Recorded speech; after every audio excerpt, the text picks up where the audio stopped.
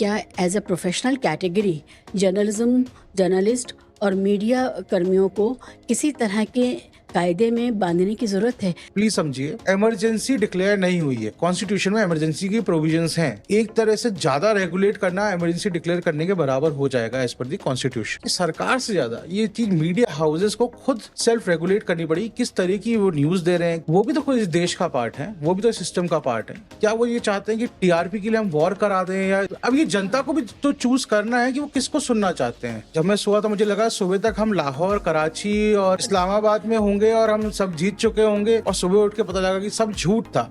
तो काफी निंदनीय है, बहुत शर्मनाक है जिस तरह का हम इंटरनेशनल पोर्ट्रे करें। मेरा भी क्वेश्चन है आप लोगों से कि जर्नलिज्म स्कूल में पढ़ा क्या रहे हैं? ये पढ़ा रहे हैं जर्नलिज्म स्कूल में, क्या फैक्ट्स नहीं बता रहे हैं? यहाँ आप अपने ओपिनियंस थोप रहे हैं पूरे देश पे। अगर आपने न्यूज सुनोगे तो कराची पोर्ट डिस्ट्रॉय हो चुका था। आप समझ रहे हैं एक देश की कैपिटल पे अटैक करना कितना बड़ा न्यूज होता है। अगर कोई भी इंटेलेक्चुअल, कोई समझदार व्यक्ति होगा तो उसको पता है कि इसके रिपरकशंस क्या होंगे, हमारे पे भी होंगे। Are we playing in the hands of foreign powers who want war between two nations? What are we doing? अब मेरा ये मानना है इस गलीच देश से हम लड़ रहे हैं। सड़क चलते आदमी से लड़ने लायक है वो देश? उसका अपनी इकोनॉमी नहीं, अपने लोग नहीं, डेमोक्रेसी वहाँ सर्वाइव नहीं करी है, डुअल सिटीजनशिप, सारे अमीर लोग उनके बाहर चले गए हैं। इट्स अ नेशन जो डिस्ट्रक्शन की तरफ जा रहा है, खुद ही अपने आप को इम्प्लोड हो रहा है। दिल्ली, बॉम्बे, इतनी दूर बॉर्डर से बैठ के आप चाह रहे हैं कि वॉर हो जाए। ये वॉर ने आज तक किसी का फायदा तो किया नहीं है। वो अंकल टाइप के लोग जो अब कुछ भी नहीं देंगे समाज को, जो रेंट इनकम पे जी रहे हैं, जो फैमिली वेल्थ पर आराम से अपनी जिंदगी गुजार रहे हैं, वही चाहते हैं। देखिए, फंडामेंटल राइट के साथ ड्यूटीज भी आती हैं हर सिटीजन की, और फिर हम चाहते हैं हर चीज सरकार से। सरकार कौन है? सरकार हमारी चुनी गई, हमारा एक रिप्रेजेंटेशन है। जहाँ से चुने जा रहे हैं वही करप्ट होगा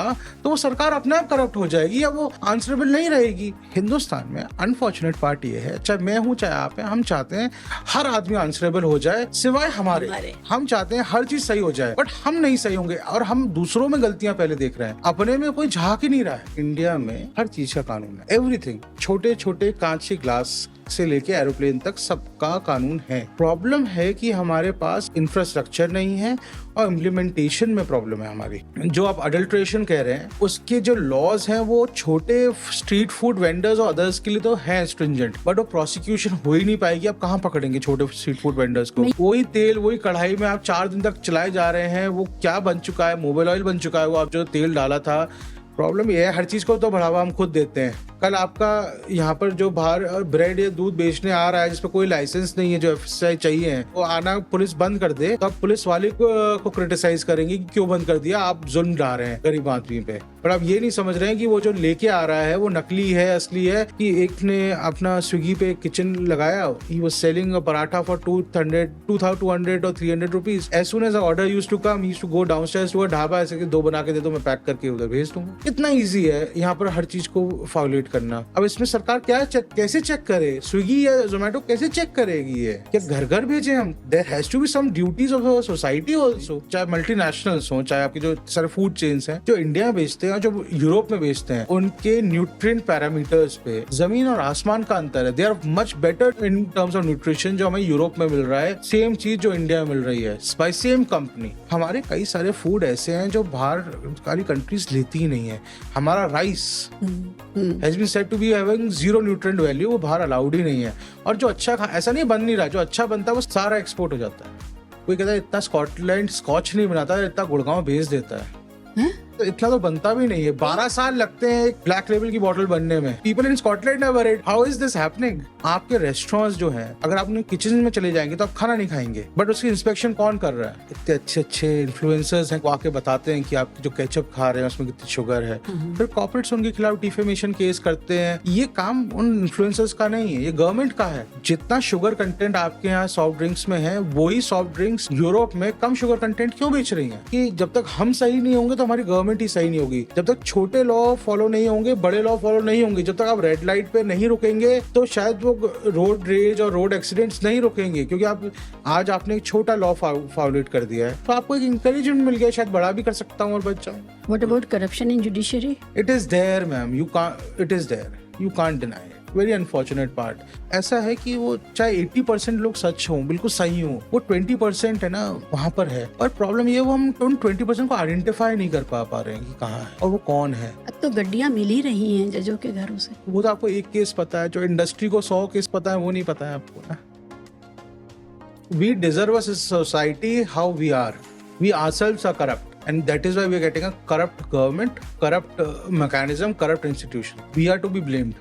ऐसा नहीं है सिर्फ हमारे देश में करप्शन है, बाहर भी है। पर बाहर करप्शन जो है ना वो इसलिए होता है ताकि जो आपको काम तय किया गया है, निर्धारित किया गया है, वो आप ना करें। बट यहाँ पर करप्शन है कि जो आपको काम दिया गया है वो तो करें।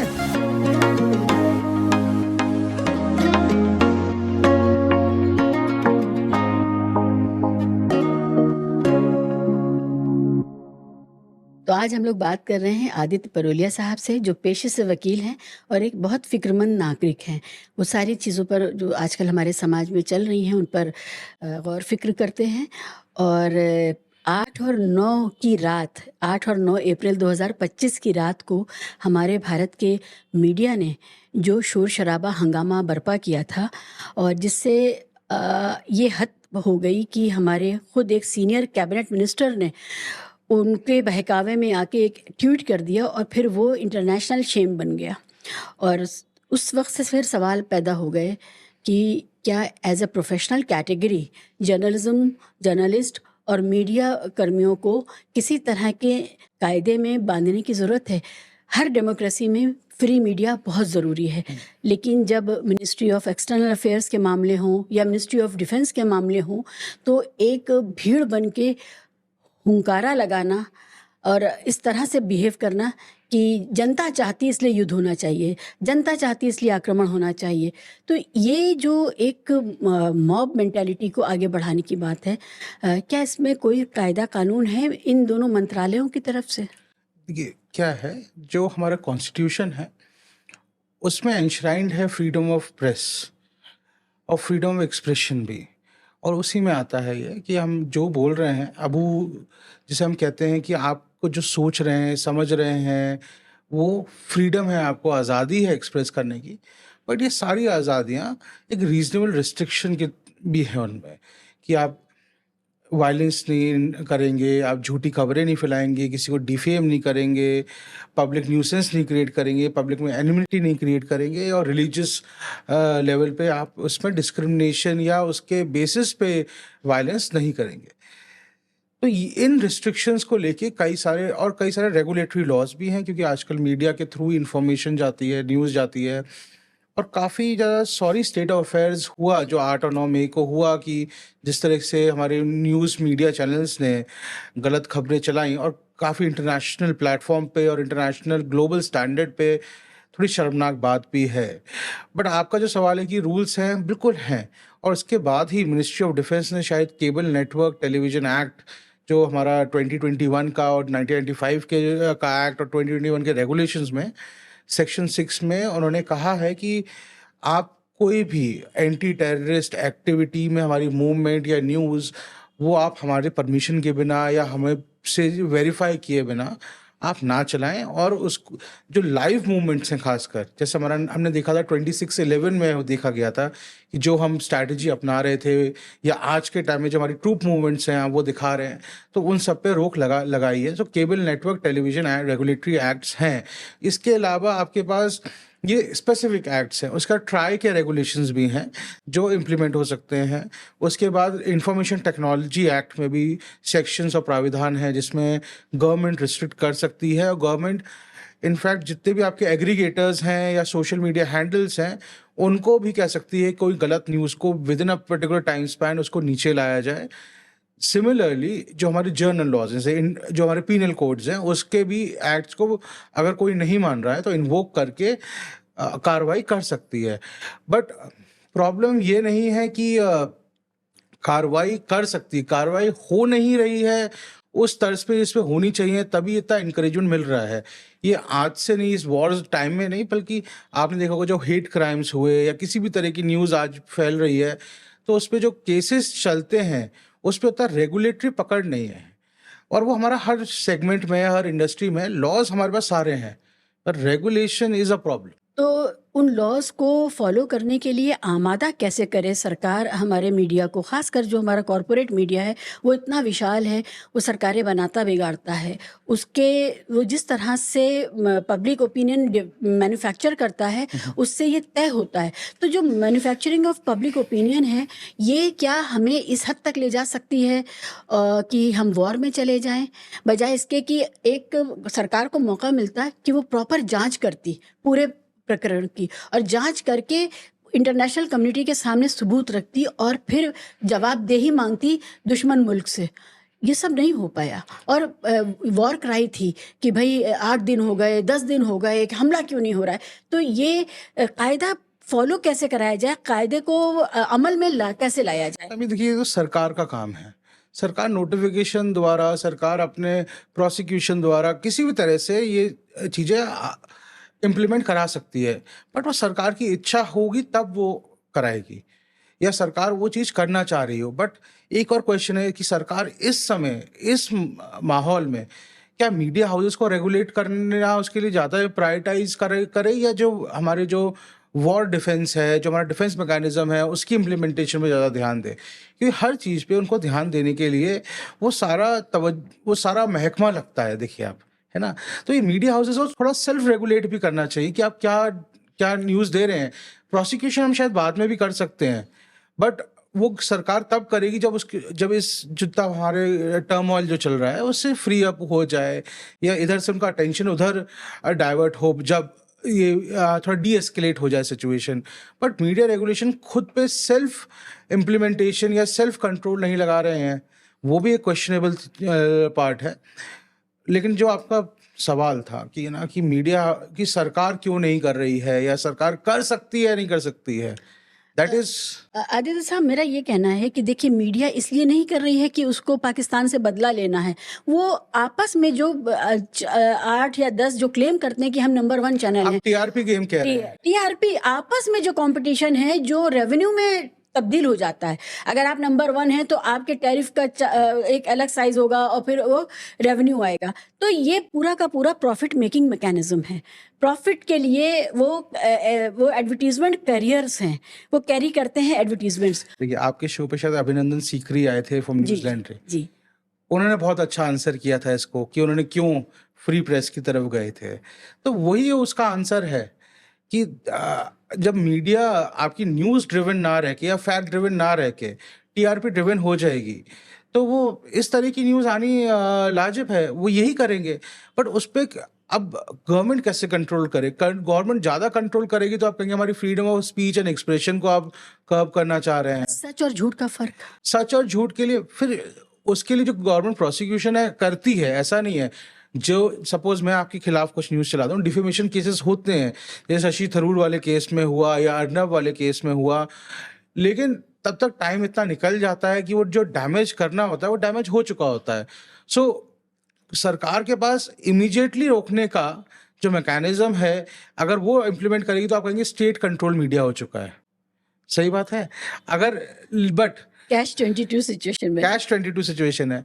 बट जो सरकार कर सकती है, जो करती भी है, वो ये है कि ट्विटर हैंडल्स हैं या सोशल मीडिया हैंडल्स हैं, आईटी एक्ट और आईटी रेगुलेशंस के अंदर वो इमीडिएटली इन एग्रीगेटर्स को, सोशल मीडिया हैंडल्स को इंस्ट्रक्शंस दे देती हैं to bring down fake accounts या जो भी हमारे एनिमी अकाउंट्स हैं, क्योंकि बहुत सारे एनिमी अकाउंट्स इस समय आए हैं। तो they are provisions and regulations under which we can bring them down और ब्लॉक देम। वो हम हमेशा करते हैं।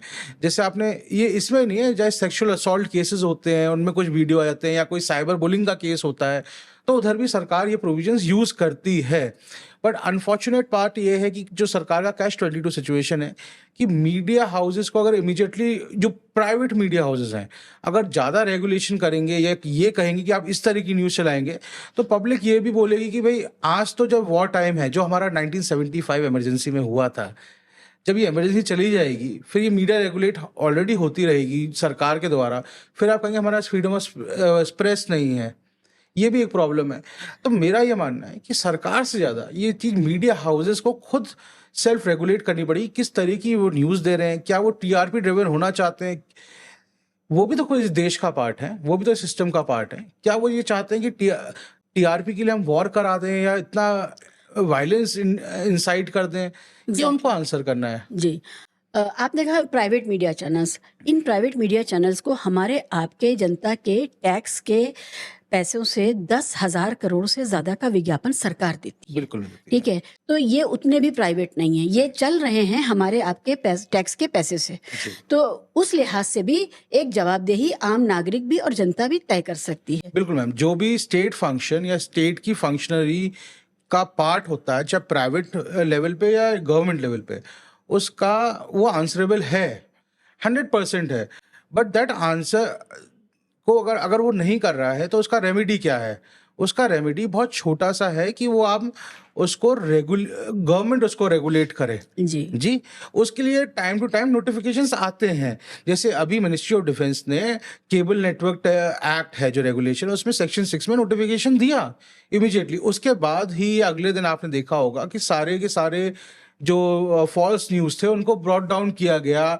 उसके बाद उन्होंने कहा कि जो सोर्स होगा वो डिजिटल मीडिया पे हुआ, कॉर्पोरेट मीडिया पे नहीं हुआ। नहीं, बात आपकी सही है कि कॉर्पोरेट मीडिया पे नहीं, बट अब वही कैश 22 सिचुएशन कैसे करेगी गवर्नमेंट? क्या आप ये सोच रहे हैं कि हर हर जो IT information technology information broadcasting ministry है, क्या उन न्यूज़ चैनल्स की कवरेज रोक दे? नहीं, मैं बात कर रही हूँ मिनिस्ट्री ऑफ एक्सटर्नल अफेयर्स की और डिफेंस मिनिस्ट्री की। बड़ी इंफॉर्मेशन ब्रॉडकास्टिंग में आएगा, लेकिन जहाँ पर उनके काम में मुदाखलत की गई, उनमें दखल दिया गया, मिनिस्ट्री ऑफ एक्सटर्नल अफेयर्स के काम में दखल दिया गया, या डिफेंस मिनिस्ट्री के जो बात हमें डिफेंस मिनिस्ट्री के आधिकारिक सूत्रों से आनी चाहिए थी, वो आ रही है मीडिया के उन एंकरों से जो उछल के कूद के बातें कर रहे हैं और एक पूरे इतने सीरियस मामले को नॉन सीरियस बना रहे हैं। आपकी बात सही है मैम, बट एक बात आप ये भी सोचिए कि प्रेस ब्रीफिंग्स भी हो रही हैं और प्रॉपर प्रेस। अब ये जनता को भी तो चूज करना है कि वो किसको सुनना चाहते हैं। ये भी अहम बात कह रहे हैं आप कि हमारी जनता को भी एक नशा हो गया है चटखारे का, मसालेदार खबरों का। वो जानते हैं कि ये झूठ बोल रहे हैं तो भी उनको सुनते हैं, कंज्यूम करते हैं। मानेंगे नहीं, जब मैं रात को 11:30-12 बजे अपनी तैयारी कर रहा था अगले दिन केसेस की, जब मैं सोया तो मुझे लगा सुबह तक हम लाहौर, कराची और इस्लामाबाद में होंगे और हम सब जीत चुके होंगे, और सुबह उठ के पता लगा कि सब झूठ था। तो काफी निंदनीय है, बहुत शर्मनाक है जिस तरह का हम इंटरनेशनल पोर्ट्रे करें। क्या प्ले हम पाकिस्तान के हैंड्स में प्ले कर रहे हैं, उनकी मीडिया से कंपेयर कर रहे हैं। इतना जिम्मेदार देश है हमारा, और ये मीडिया जो हमेशा कहती है हम इतने जिम्मेदार हैं, इस तरह के एक्शंस कर रहे हैं। आप ये कह रहे थे कि हमारी ट्रूप्स घुस गए हैं पाकिस्तान में, ग्राउंड पे एक्शन हो रहा है। आपको ये नहीं समझ में आ रहा कि वॉर से कितनी आपके कंट्री के लोगों की लाइफ चली जाएगी। और कितना आसिम मुनीर को गिरफ्तार कर लिया गया है। पर क्या क्या हो रहा था? जो हमारी सेना कार्रवाई कर रही है ना, वो सेना को कार्रवाई करने दी। आज प्रॉब्लम ये है, मेरा भी क्वेश्चन है आप लोगों से, कि जर्नलिज्म स्कूल में पढ़ा क्या रहे हैं? क्या ये पढ़ा रहे हैं जर्नलिज्म स्कूल में कि इस तरह से आप, क्योंकि कोई न्यूज़ फैक्ट्स बता नहीं रही है, सिर्फ चिल्ला रहे हैं। ऐसा लगता है कि कुछ वॉर उसी टीवी चैनल पे चल रहा है, चिल्लाया जा रहा है। तो मुझे अब आपसे सवाल मैं पूछूंगा कि जर्नलिज्म स्कूल में क्या पढ़ाया जा रहा है? ये पढ़ाया जा रहा है? आप थोड़ा और सख्त सवाल पूछिए जर्नलिज्म स्कूल के बारे में। ये सच में ये बहुत ज़रूरी सवाल है। अभी तक किसी ने पूछा नहीं कि जर्नलिज्म स्कूल में जो बच्चे आ रहे हैं वहाँ से निकल के, उनको एक तो भाषा का सलीका, भाषा की मर्यादा, ये सब कुछ छोड़ करके वो बात कर रहे हैं। सिर्फ उनको शौक देना है व्यूअर को। जितना व्यूअर को शौक देंगे उतनी ही उनको आई बॉल्स मिलेंगे और उतना ही टीआरपी मिलेगी। तो ये बेहद चिंतनीय मामला बन चुका है। एक समाज की कलेक्टिव तहजीब, तमीज़, नैतिकता, इन सब को का ह्रास हुआ है। आप इंटरनेशनल मीडिया देखिए, कहीं की भी देखिए, वो एक फैक्ट्स बताते हैं या फैक्ट्स नहीं बता रहे हैं। यहाँ आप अपने ओपिनियंस थोप रहे हैं पूरे देश पे, और गलत न्यूज़ और गलत फैक्ट्स दे रहे हैं ताकि हेट्रेट हो या वो वायलेंस इंसाइट हो। आप ना तो आप हमारे देश की सर्विस कर रहे हैं, ना हमारी आर्मी की सुरक्षा कर रहे हैं, आप कुछ नहीं कर रहे हैं। आप सिर्फ एक हेट मॉन्गरिंग कर रहे हैं, देश में पैनिक क्रिएट कर रहे हैं। क्योंकि आप जितनी न्यूज़ आई उसके बाद जो एक्चुअल ऑन ग्राउंड था, पब्लिक में पैनिक हो गया। उन्हें लगा कि एक्चुअली हमने वॉर डिक्लेयर कर दिया है, इमरजेंसी स्टेट ऑफ अफेयर्स हो चुका है और कभी भी अटैक दोनों साइड से हो सकता है। अब आप क्या हमारा जर्नलिज्म बिल्कुल जिम्मेदार नहीं रहा है? ये तो आप जर्नलिस्ट को आंसर करना है या आपकी कम्युनिटी को आंसर करना है कि आप जो प्रेस क्लब में बैठ के आप लोग क्या बात करते हैं, क्या नहीं करते हैं।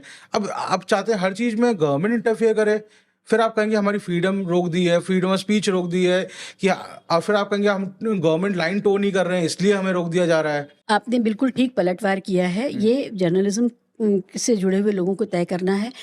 लेकिन ये जो एंकर्स हैं, स्टार एंकर्स हैं, जो सारी फ़िज़ा ख़राब करते हैं, उनका कोई राब्ता नॉर्मल अपनी जो जर्नलिस्ट कम्युनिटी है, प्रेस क्लब वग़ैरह हैं, उनसे बहुत कम है। ये बहुत आइवरी टावर्स में जीने वाले लोग हैं। वो सुपरस्टार्स लोग हैं। वो अपने आप को जनता में कभी भी लेके जाते ही नहीं कि जनता उनसे सवाल कर सके, आप झूठ क्यों बोलते हैं? आई थिंक वो जर्नलिस्ट भी नहीं है। जर्नलिस्ट पहले ग्राउंड रिपोर्टिंग्स करते थे। I think ground reporting zero हो चुकी है। जो हमने न्यूज़ अपने टाइम में देखी जब हम छोटे थे कि ग्राउंड रिपोर्टिंग्स आती थी, पूरा रिसर्च होता था, अब वो बंद हो चुका है। अब शायद ग्राउंड रिपोर्टिंग हो भी नहीं रही जी। है ना? और दूसरी बात ये है कि जो आप कह रहे हैं ना, ये जो जर्नलिस्ट है, एक मैं कमी मानता हूँ जो हमारे रेगुलेटरी बॉडी में है कि शायद फाइन्स इतने नहीं हैं कि कॉर्पोरेट्स पे वो डेंट करें, या हमारे पास वो मैकेनिज्म नहीं है कि हम इन्हें पर्टिकुलर इंडिविजुअल को हम पनिश कर पाएँ ऐसी चीज़ों को जो इन्फॉर्मेशन गलत दे रहे हैं। वो नहीं है, सिर्फ वो ऑन एयर रात को 1 बजे आके सॉरी कह देते हैं या छोटे कॉलम में कह देते हैं नहीं कोरिएंडम की हमसे शायद गलती हो गई।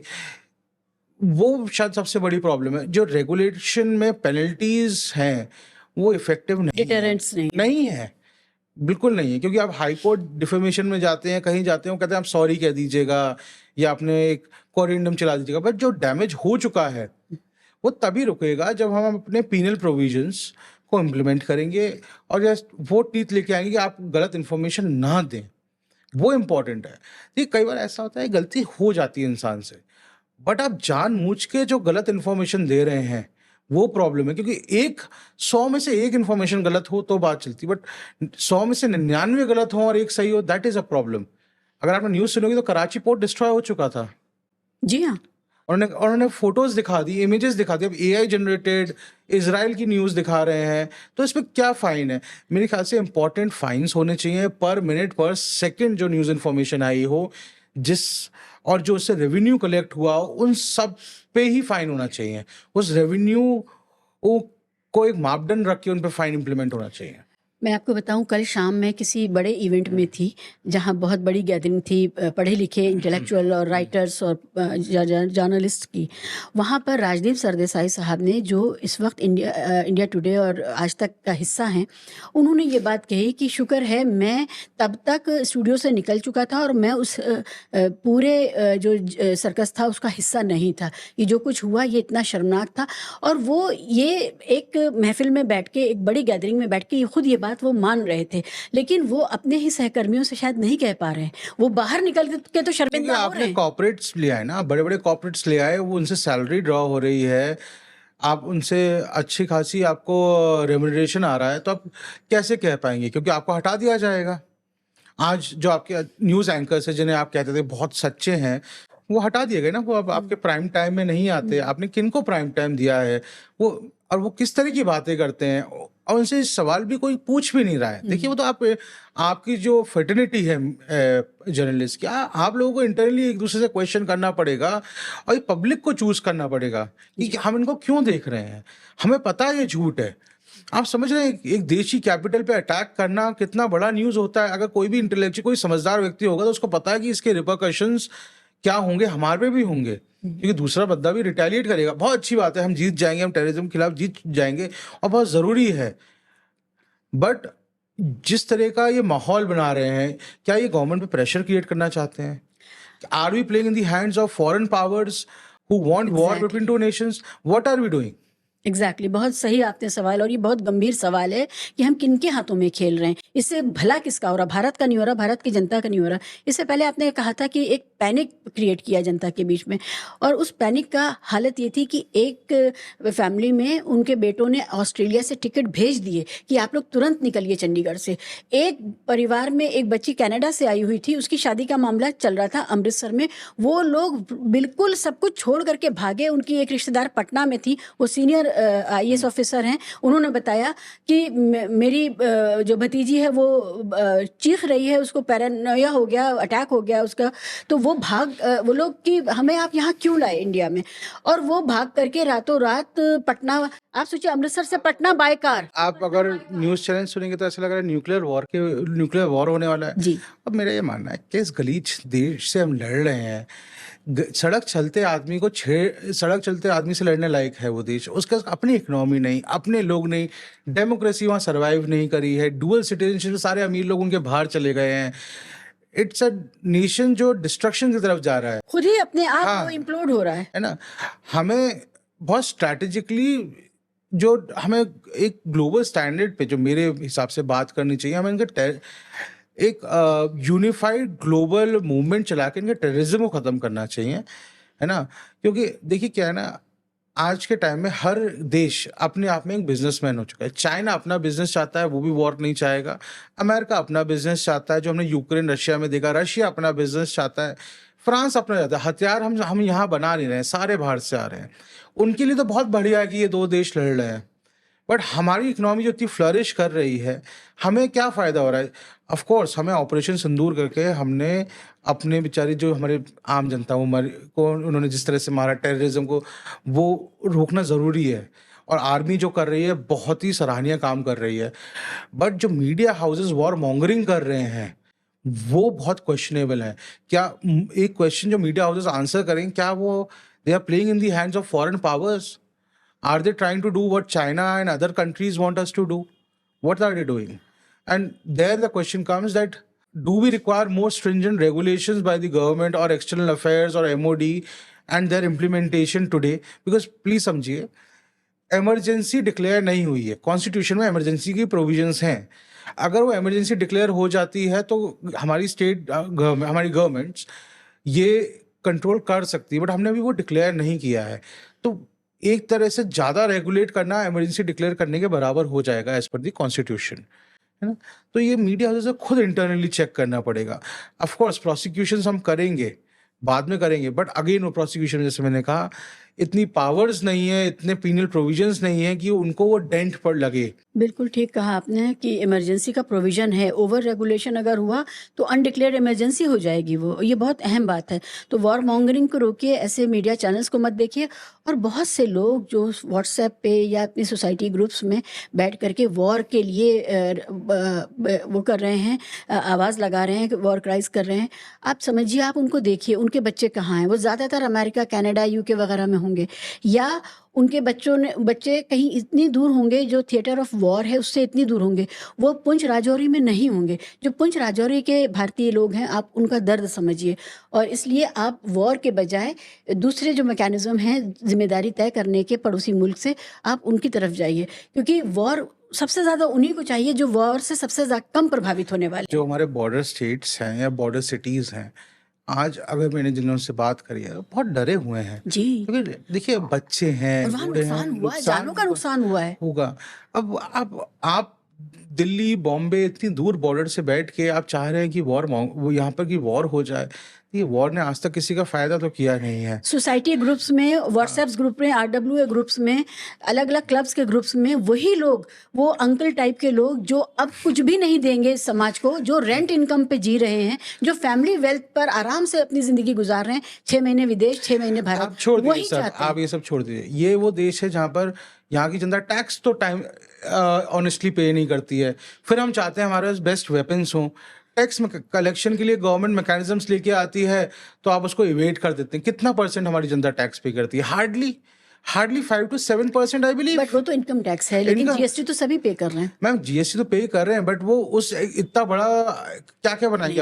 GST कलेक्शन बहुत ह्यूज है। आप उससे रोड, अस्पताल, बट हमें जो वेपनरी R&D बनानी है उसके लिए जो कॉर्पस चाहिए वो भी तो है। आप जिम्मेदार नागरिक इनकम टैक्स पे करता है। आप अगर दूसरी इनकम टैक्स ब्रैकेट में आ कितने लोग रहे हैं? इनकम कम हुई है लोगों की। मैम इनकम कम हुई है, लेकिन जितने आ भी रहे हैं, और अब तो इतना डिजिटल ट्रांजैक्शन हो गया है कि ज्यादातर लोगों को देना ही पड़ेगा, वो छुपा नहीं सकेंगे। मैम ऐसा नहीं है। जो यहाँ पर कर रहे हैं, अगर वो ऑनेस्टली टैक्स दें तो हमारी पब्लिक यूटिलिटीज और जितने भी हमारी ये वेलफेयर स्कीम्स हैं बहुत अच्छी तरह इम्प्लीमेंटेशन हो सकती है, शायद हमारी नौकरियां बढ़े ही। आदित्य साहब, मेरा इसमें एक टेक ये है कि हम धन्ना सेठों के कॉरपोरेट्स के एनपीएस करवाते हैं। हम इतने लोग हजारों लाखों करोड़ लेकर के देश छोड़ आप के सही चले बोल रहे जाते हैं, हैं। आप सही बोल रहे हैं। हम आम आदमी के इनकम टैक्स में जो उसने लाख रुपए 2 लाख रुपए बचाए, हम उस पर बात करते हैं, लेकिन हम कॉरपोरेट टैक्स इवेजन पे बात नहीं करते हैं। क्यों नहीं अंबानी करते साहब हैं? शादी करते हैं लाखों करोड़ों की, और उसी महीने वो इतना बड़ा टैक्स इवेजन, उनको रिबेट मिल जाता है एसबीआई से। वो हमारा पैसा है। तो बिल्कुल वो है, आप ये देखिए, बिल्कुल है। एनपीएस पर बात होनी चाहिए। एनपीए अगर हमारा ना होता तो हम उससे अपनी अर्थव्यवस्था को और अपने पूरे डिफेंस को कितना सुदृढ़ कर मैम सकते यही थे। प्रॉब्लम है, हम एक दूसरे पे उंगली उठाते रहते हैं। हमारा काम अपना अपना घर सुधारना है पहले, बट हम क्या करते हैं, देखिए अंबानी दे रहा है या अदानी दे रहा है, हम खुद भी तो जनता नहीं दे रही है, तो ये एक नॉर्म बन जाता है। प्रॉब्लम ये है, और उसका बेनिफिट वो कॉर्पोरेट एंटिटी उठा रही है। जब अब आप ये बताइए, जो आपका सवाल गलत नहीं है, आपने जो कहा वो तर्क बिल्कुल सही है, मैं इस बात से इत्तेफाक रखता हूँ कि कॉर्पोरेट्स को एनपीए ये सब हो रहा है, बट प्रॉब्लम ये है कि जब आम जनता नहीं देती है, वो कहती है चल मैं भी नहीं दे रहा, ये भी नहीं दे रहे हैं, तो वो एक एक्सेप्टेबल नॉर्म बन जाता है। जब आम जनता देगी तो वो आवाज उठाएगी इन गलत चीजों के खिलाफ। विदेशों में क्यों इतना सब दे रहे हैं, चाहे कॉर्पोरेट एंटिटी हो चाहे इंडिविजुअल्स हो, वो सब दे रहे हैं। हमारे देश में ये प्रॉब्लम क्यों है? आपका ये मानना है कि भारत के लोग टैक्स नहीं दे रहे हैं? मेरा ये मानना है कि भारत के ज्यादातर लोग जो टैक्स ब्रैकेट में आ रहे हैं वो प्रॉपर्टी टैक्स नहीं दे रहे हैं। सिर्फ सैलरीड आदमी, क्योंकि वो आ रहा है, आपको दिख रहा है, सिर्फ वही सबसे ज्यादा टैक्स दे रहा है, वो प्रॉपर्टी टैक्स दे रहा है।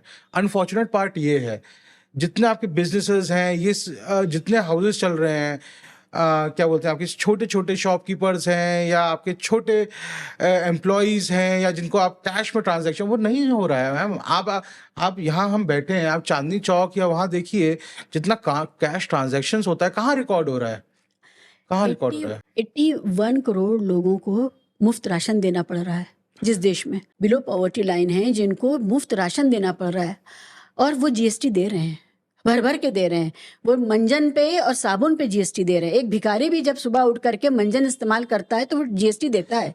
मैम बिल्कुल देता है, मैं आपकी बात मान रहा हूँ, वो इनडायरेक्ट टैक्स है, बट डायरेक्ट टैक्स की हमारी कलेक्शन बहुत नेग्लिजिबल है। तो होंगे ही ना, जब आपका इतना बड़ा पॉपुलेशन साइज मुफ्त राशन पर टिका हुआ है, तो कौन लोग हैं वो जिनके पास इतनी वेल्थ है? मैं आपकी बात समझ रही हूँ, जो आप इनकम टैक्स के बारे में बात कर रहे हैं और टैक्स इवेजन की बात कर रहे हैं। सारे लोग नहीं उतनी ईमानदारी से दे रहे होंगे, जो दे रहे हैं उनका नजरिया ये है कि हमारा पैसा जा कहाँ रहा है। टैक्स एक एग्जाम्पल है, मैं हर नागरिक की एक इंडिविजुअल जिम्मेदारी की बात कर रहा हूँ। अगर आप मीडिया हाउसेस की जिम्मेदारी की से बात कर रहे थे, तो मैं ऐसे ही इंडिविजुअल, और या व्हाट्सएप पर अंकल जो व्हाट्सएप भेज रहे हैं उनकी जिम्मेदारी की बात करता हूँ। मैं कह रहा हूँ कि ये देश इनकम टैक्स भी नहीं दे रहे हैं वो लोग, मैं उस जिम्मेदारी की बात कर रहा हूँ। देखिए, फंडामेंटल राइट्स के साथ ड्यूटीज भी आती हैं हर सिटीजन की। बेशक मेरा टैक्स के थोड़ा एग्जाम्पल है कि हम वो फंडामेंटल ड्यूटीज को पूरा नहीं कर रहे हैं, और फिर हम चाहते हैं हर चीज सरकार से। सरकार कौन है? सरकार हमारी चुनी गई, हमारा एक रिप्रेजेंटेशन है, वो कुछ लोग। आइडली तो यही सिचुएशन है ना मैम। तो अगर हमारा जो जहां से चुने जा रहे हैं वही करप्ट होगा, तो वो सरकार अपने आप करप्ट हो जाएगी या वो आंसरेबल नहीं रहेगी। आपकी बात से मैं यहाँ पर बिल्कुल सहमत हूँ। जो लोग इलेक्शन वाले दिन, चुनाव मतदान वाले दिन 500 या 1000 रुपए लेकर के अपना वोट देते हैं, फिर वो अपने प्रतिनिधि से ईमानदारी की उम्मीद कैसे या करते वो लोग जो छुट्टी पे चले जाते हैं, हाँ, घूमने जाते हैं, घूमने चले जाते हैं। हाँ। फिर आप बताइए, आप चाहते हैं कि सरकार अच्छी हो जाए और सरकार आंसरेबल हो जाए। आप हिंदुस्तान में अनफॉर्चुनेट पार्ट ये है, चाहे मैं हूं चाहे आप हैं, हम चाहते हैं हर आदमी आंसरेबल हो जाए सिवाय हमारे। दैट यही सबसे ज्यादा प्रॉब्लमेटिक है। हम चाहते हैं हर चीज सही हो जाए, बट हम नहीं सही होंगे, और हम दूसरों में गलतियां पहले देख रहे हैं, अपने में कोई झांक ही नहीं रहा है सही। कि हमारी क्या कमियां हैं। एक हमारे समाज में बहुत सारी इस तरह की फॉल्ट लाइंस हैं, बहुत सारे जो नहीं होना चाहिए वो हो रहा है। एक चीज़ मैं बहुत महसूस कर रही हूँ, फूड जिस तरह से अब हमारी ज़िंदगी बदली है, ख़ासकर बच्चे अपने घरों से निकल कर अलग जा कर के रह रहे हैं, काम कर रहे हैं। बेंगलोर हुआ, गुड़गांव हुआ, दिल्ली हुआ, नोएडा, ग्रेटर नोएडा, मुंबई, इन सब जगहों में बच्चे बाहर का खाना खा रहे हैं। हमारे यहाँ फूड अडल्ट्रेशन बहुत बड़ा मसला है। हम मतलब ये एक स्लो पॉइजनिंग है, हमारी जनरेशंस को बर्बाद किया जा रहा है। दूध से लेके अभी पनीर का तो इतना बड़ा हो गया 83% है ना, 83% इज फेक। पनीर फेक आ गया है, उसमें नील डाल के उसको सफ़ेद करके दिया जा रहा है। अच्छा, अब उसके अलावा जितने भी पैकेज्ड फूड हैं उन सब में कल जब मैं इस पर रिसर्च कर रही थी, मेरी बात हुई, मेरी एक मिलने वाली, वो कैलिफोर्निया रहती हैं और यहाँ हिसार की रहने वाली हैं, हरियाणा की। उन्होंने कहा कि मैं कैलिफोर्निया में इंडियन मसाले नहीं लेती हूँ क्योंकि सबसे ज़्यादा इन्फ्लेमेटरी इंडियन मसाले हैं। खाना मैं इंडियन मसालों में बनाती हूँ, लेकिन अब मैं इंडियन जो कंपनीज़ हैं वो शेल्फ की तरफ नहीं जाती हूँ क्योंकि सबसे ज़्यादा अडल्ट्रेटेड, प्रिजर्वेटिव लोडेड और इन्फ्लेमेटरी, ये वहाँ की अथॉरिटीज़ ने रिसर्च करके बताया है। तो और अब वो अलाउड भी नहीं है। आपको उधर के लिए डिफरेंट मसाले पैक करने पड़ते इसके हैं। बावजूद जो वहां जा रहा है वो आपको नुकसान पहुंचा रहा है, जबकि वो अमेरिका की मार्केट के लिए अलग से पैकेज हो रहा है। मेरा ये कहना है कि हम इस फूड के मामले को, जो बुनियादी है, हमारा बच्चा जो पैदा होने के बाद जो दूध पी रहा है वो उसकी किडनी को इम्पैक्ट कर रहा है, इतने छोटे बच्चे की। फूड को लेकर के हमारी रेगुलेटरी बॉडीज कितनी इफेक्टिव हैं? कानून बताइए क्या है? मैम देखिए, अगर मैं कानून के बारे में बात करूँ, इंडिया में हर चीज़ का कानून है। एवरीथिंग, छोटे छोटे कांच के ग्लास से लेके एरोप्लेन तक सबका कानून है। बट प्रॉब्लम है कि हमारे पास इंफ्रास्ट्रक्चर नहीं है और इम्प्लीमेंटेशन में प्रॉब्लम है हमारी। अगर आप कहेंगे तो एक छोटे कानून के बारे में आपको बताता हूँ, 1992 में आया था, यानी कितना पुराना है, अबाउट इन्फेंट मिल्क सब्स्टिट्यूट्स, यानी कि जो सेरेलैक आते हैं या जो आपके दूसरे वीनिंग फूड, जो फूड मिल्क पाउडर आता है, या ये सब में 1992 में एक्ट आया था कि उसमें आप कोई एडवर्टाइजमेंट नहीं कर सकते, यू कांट, ताकि ब्रेस्ट फीडिंग को प्रमोट किया जाए, क्योंकि ब्रेस्ट फीडिंग को इंटरनेशनल बॉडीज जो थी, आपकी कॉर्पोरेट्स थे, वो डिस्करेज कर रहे थे, ये कह रहे थे शायद ये ज़्यादा पौष्टिक है। तो गवर्नमेंट 1992 में एक्ट लेके आई थी। बट कितने लोगों को वो एक्ट के बारे में पता है? सिर्फ ये पता है कि आप ऐड नहीं, या sorry, let's not take names, कि मिल्क जो आपके सब्स्टिट्यूट्स है मिल्क के, वो ऐड नहीं कर सकते, या दूध की जो बॉटल होती है वो उसका ऐड नहीं कर सकते, सिर्फ यही पता है। बट उसमें क्या और भी प्राविधान थे कि क्या इंग्रेडिएंट्स होने चाहिए, क्या नहीं होना चाहिए, तो वो पता ही नहीं था, उसका इम्प्लीमेंटेशन नहीं हो पाता। जो आपका सवाल है, हमारे पास फूड सेफ्टी स्टैंडर्ड्स एक्ट 2006 है, जो आगे पहले शायद लीगल मेट्रोलॉजी एंड वेट्स करके एक्ट था, उसको चेंज किया गया और वो एक्ट लाया गया। उसके थ्रू FSSAI बनी है और उसकी सारी कुछ ड्यूटीज़ हैं, कुछ रेगुलेशंस हैं, उसमें पीनल प्रोविजंस भी हैं कि फूड अडल्ट्रेशन से अगर हार्म होगा तो क्या पीनल प्रोविजंस होंगे, फूड अडल्ट्रेशन से डेथ होगी तो क्या पीनल प्रोविजंस होंगे, उसमें सैंपल्स कैसे लिए जाएंगे, लेबोरेटरीज कैसे इस्टेब्लिश होंगी, food safety officers district level पे कैसे होंगे। बट जो प्रॉब्लम ये है मैम, कि वो इंफ्रास्ट्रक्चर है ही नहीं। FSSAI ने आज तक अपने डिपार्टमेंट को नहीं दिया जिस पे रेगुलेटरी बॉडीज अच्छी तरह काम कर पाए या रेगुलर चेक्स एंड बैलेंसेस हो पाए। वो फॉरेंसिक लैब्स ही नहीं है हमारे पास जो इन अडल्ट्रेशंस को चेक कर पाए। प्लस करप्शन हमारा सबसे बड़ा एनिमी है इस समय, जो हर लेवल पे काम कर रहा है। आप ये नहीं कह रहा कि जो आपके स्ट्रीट साइड फूड वेंडर्स हैं उन पे कोई रेगुलेशन नहीं है, बड़े कॉर्पोरेट्स हैं उन पे कोई चेक्स एंड बैलेंसेस नहीं है। आप कितना भी पाम ऑयल डाल लीजिए, कोई भी शुगर कंटेंट डाल दीजिए, क्या सिंथेटिक यूज़ कर रहे हैं, there are no regulations at all. In fact अगर आप देखिए हमारा फूड सेफ्टी पे स्टैंडर्ड पे इंडिया जो इंडेक्स है, 113 कंट्रीज का इंडेक्स है, 70th नंबर पे आते हैं हम, 70, oh, as compare to places like Singapore, US, जो Singapore, UK and other European nations जो टॉप 10 में आते हैं। सिंगापुर में द सबसे ज़्यादा खाना जो पब्लिक खाती है वो शायद फूड कोर्ट्स में खाती है, अगर कोई गया होगा तो आपको बताएगा। 3rd नंबर पे आता है। इतने अच्छे रेगुलेशंस हैं और इतने स्ट्रिक्ट रेगुलेशंस हैं वहाँ पर। अगर आप दुबई जाएंगे तो और बाकी कंट्रीज जाएंगे तो बचा हुआ खाना उन्हें फेंकना पड़ता है ना। आपको जो ऑयल यूज़ किया है तो जो आप ऑयल यूज़ करते हैं ताकि आप दोबारा ना यूज़ करें, क्योंकि वो सबसे ज़्यादा हार्मफुल होता है। तो उसके डिस्पोजल मैकेनिज्म्स हैं हर कंट्री में कि ऐसे वो कलेक्ट करेगा, बट हमारे पास नहीं है, वो इंफ्रास्ट्रक्चर ही नहीं है।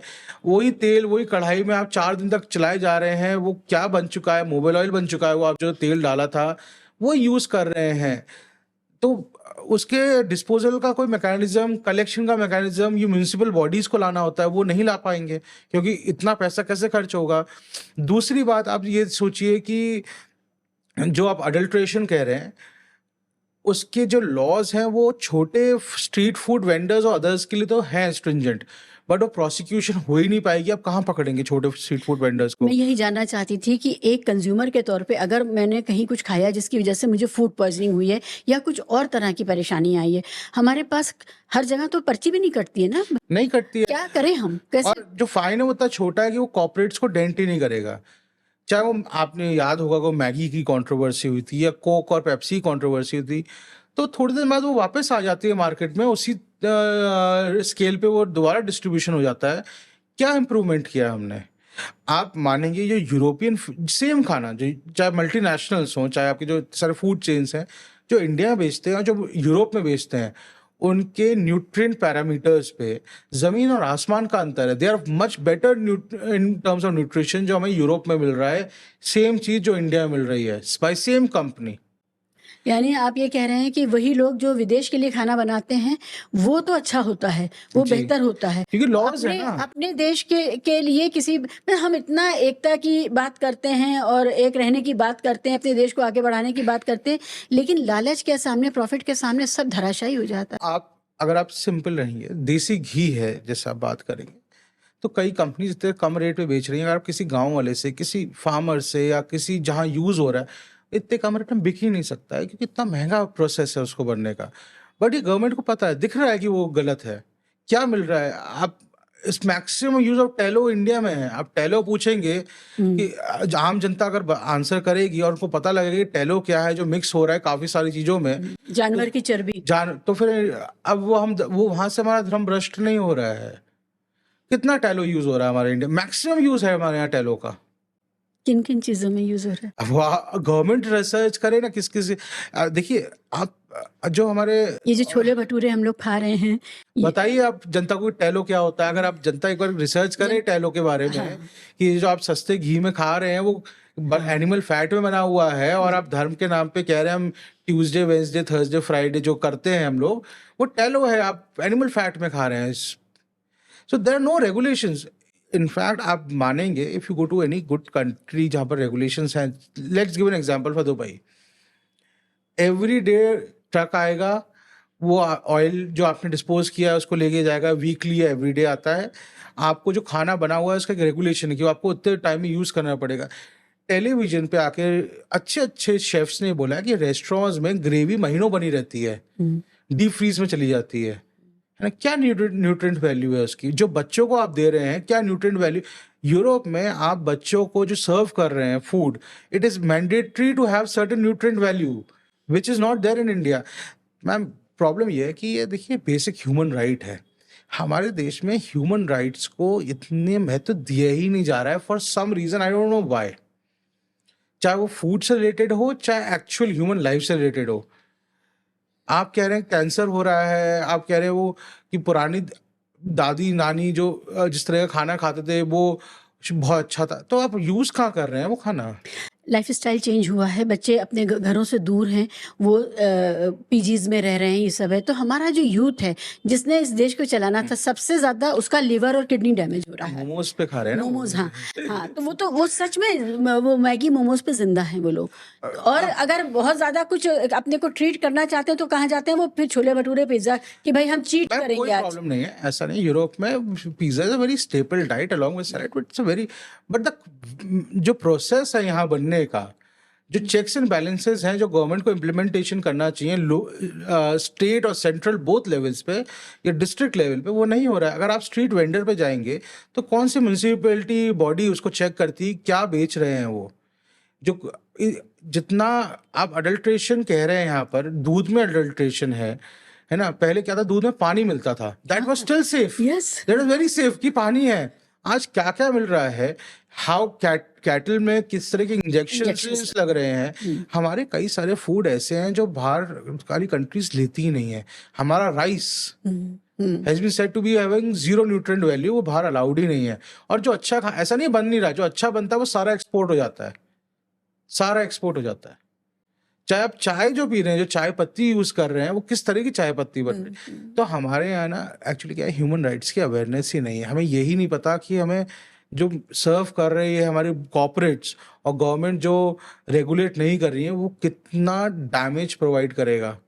हमें सिर्फ हम मीडिया हाउसेस के नाम पे, कॉर्पोरेट्स के नाम हाथ में सिर्फ प्ले कर रहे हैं। Very unfortunate. बट मेरा जो सबसे बड़ा प्रॉब्लम है, ये जो मिडिल क्लास तक है वही कर रहा है। अपर मिडिल क्लास जिसको पता लग गया है, उनके अपने फार्म्स हैं, वो लोग एवोकाडो खा रहे हैं या अपने फार्म से। हर जगह हमारे जितने भी लोग हैं, जितने भी एक पर्टिकुलर लेवल पे हैं, उनके हर सैटरडे उनके फार्म हाउसेस से उनकी सब्जियां आ जाती हैं। आप ये बात सबको पता है कि जो दिल्ली बस मेट्रोज वो में है, अभी ऑक्सीजन नहीं चेंज करवा पा रहे हैं अपने बस वही लिए। नहीं कर पा। मैम वो भी करा ली है। हाँ, इतना घरों के अंदर तो उनके नहीं, इतना माइग्रेशन है, इतने अच्छे जो लोग नहीं जा पा रहे हैं वही इंडिया में, बाकी कितने लोग माइग्रेट कर गए हैं to other countries. Very good term used by somebody who, जो लग्जमबर्ग से नोएडा शिफ्ट किया। He said the unfortunate part is our society हमारी परपेचुअली फ्रस्ट्रेटेड और गुस्सा है, एंगर में है, and we are morally corrupt. That was the term used by him, कि हम लोग मॉरली करप्ट हो चुके हैं। हमें पता 83% पनीर इस देश में जो नकली हो। आप सोचिए 83% सही होता वो एक बात है, वो नकली है।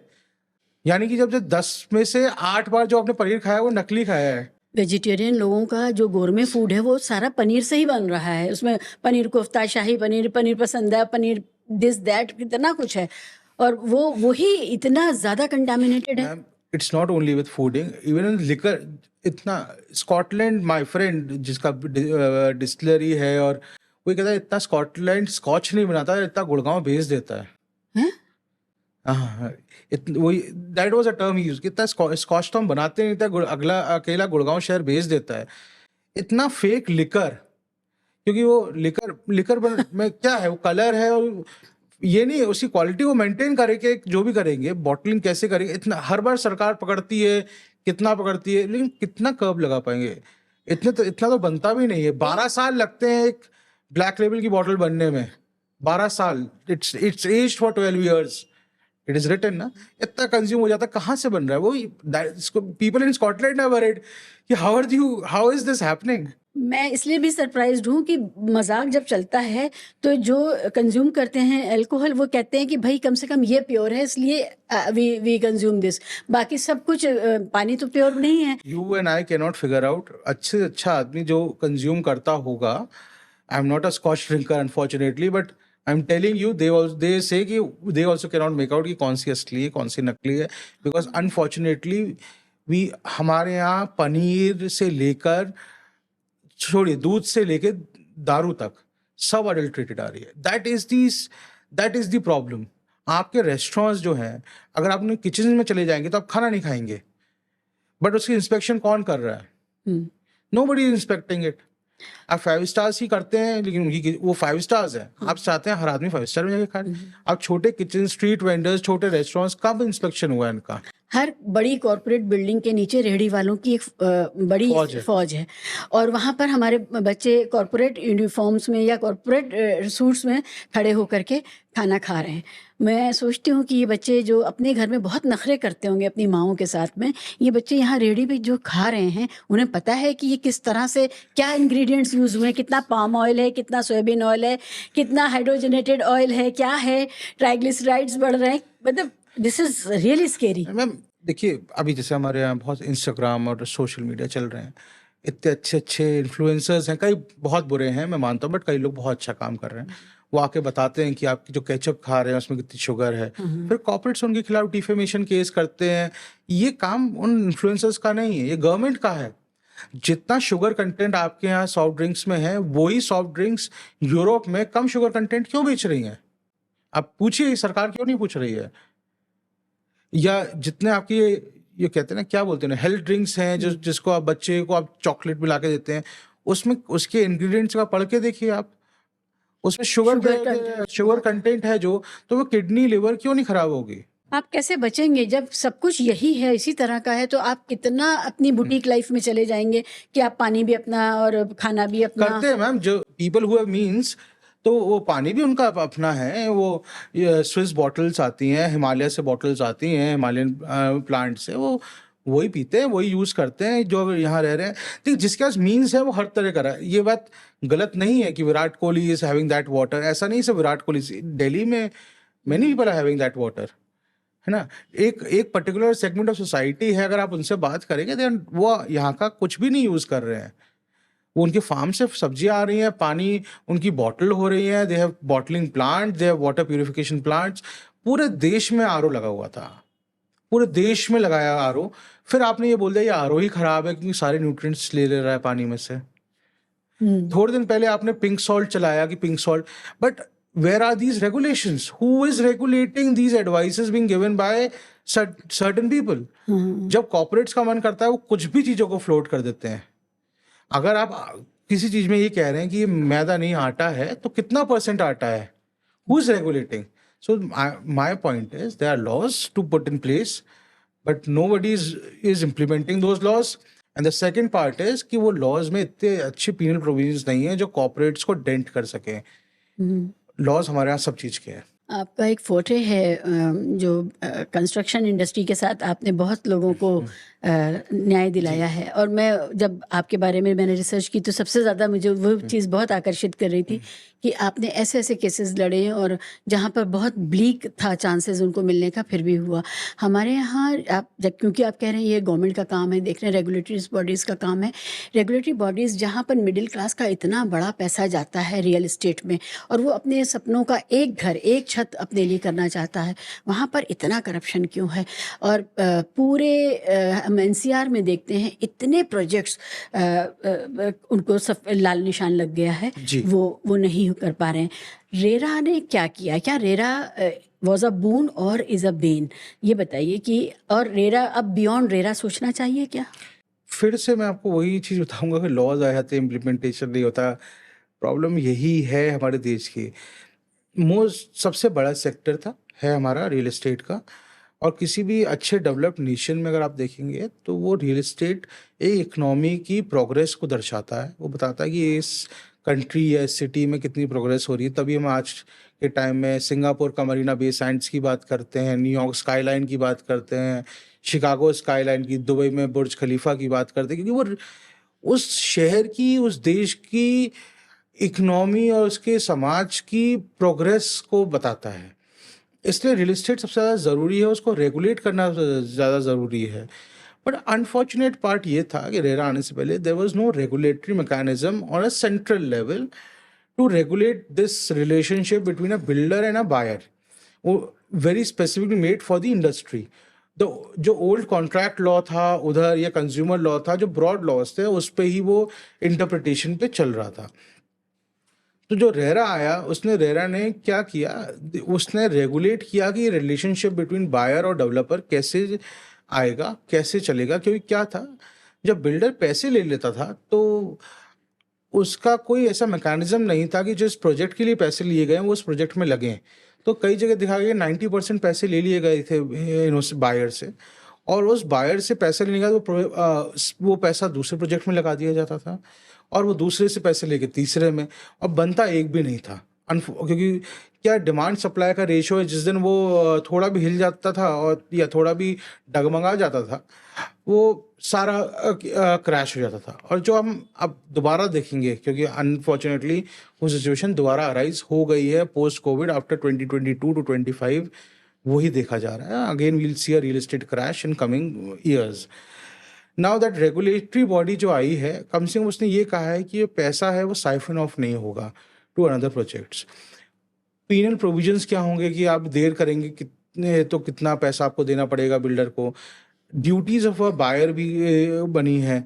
तो ये सब एक रेगुलेटरी बॉडीज बनी है। बट हाँ, अगेन जो रेगुलेटरी बॉडीज जो बनी है उनका जो सो मोटो फंक्शन है, यानी कि चेक्स एंड बैलेंसेस खुद से लगाना, वो अच्छी तरह इम्प्लीमेंट नहीं हुआ है। दूसरा जो हमारा डिले है किसी भी जस्टिस को प्रोवाइड करने के लिए, वो सबसे ज़्यादा प्रॉब्लम इस समय क्रिएट कर रहा है। जैसे अगर आप सिंगापुर या दुबई, जहाँ से हमारा एरा इंस्पायर्ड है, वो देखेंगे, तो वहाँ पर डिस्प्यूट रेड्रेसल का मैकेनिज्म और मीडिएशन दुबई या सिंगापुर में 18 टू 25 डेज है, और पूरे केस का मैकेनिज्म डिस्प्यूट का 95 डेज का है, एज अपोज टू हमारी कंट्री में वो 2 Years. to 5 years है। ईयर्स में है। यस, तो आदमी फ्रस्ट्रेट हो जाता है, वो केसेस नहीं करता है। तो ये सबसे ज़्यादा प्रॉब्लमैटिक फंक्शन है हमारे यहाँ। प्लस सबसे इम्पॉर्टेंट जो पार्ट है वो रेड टेपिज्म और करप्शन है, जो बिल्डर्स भी कंप्लेन करते हैं। वो कहते हैं कि भाई हम लाइसेंस ले आए, लाइसेंस के लिए जो हमने फीस दी वो तो ठीक है, बट जो उसके बाद करप्शन है कि इतना पैसा मैं लूँगा, इतना पैसा इस डिपार्टमेंट को देना है, कह रहे उसमें हमारा सारा प्रॉफिट चला जाता है। क्योंकि फिर क्या है, आपका जो रॉ मटेरियल है उसका प्राइस एस्केलेट करता है। 3 से 4 साल में बनना है वो प्रोजेक्ट, तो रॉ मटेरियल का प्राइस तो एस्केलेट करेगा। कह रहे वो हम जो कैलकुलेशन करते हैं वो रह जाती है। फिर they are different kind of regulation, जो टाइम टू टाइम एनसीआर में 2 महीने के लिए कंस्ट्रक्शन बैन हो जाती है ड्यू टू पॉल्यूशन। वो कहते हैं इसमें हमारी क्या गलती है, उसको कौन अपने उसमें लेगा कि ये एनजीटी बैन हो गया है या ये 2 महीने कंस्ट्रक्शन रुक जाती है, फिर आप लेबर लेके आइए, फिर वो क्रेन लगाइए, कि उस क्रेन का भी रेंट देना पड़ रहा है। So both sides are complaining that we don't have a very foolproof government mechanism, unfortunately, for an industry to run very smoothly.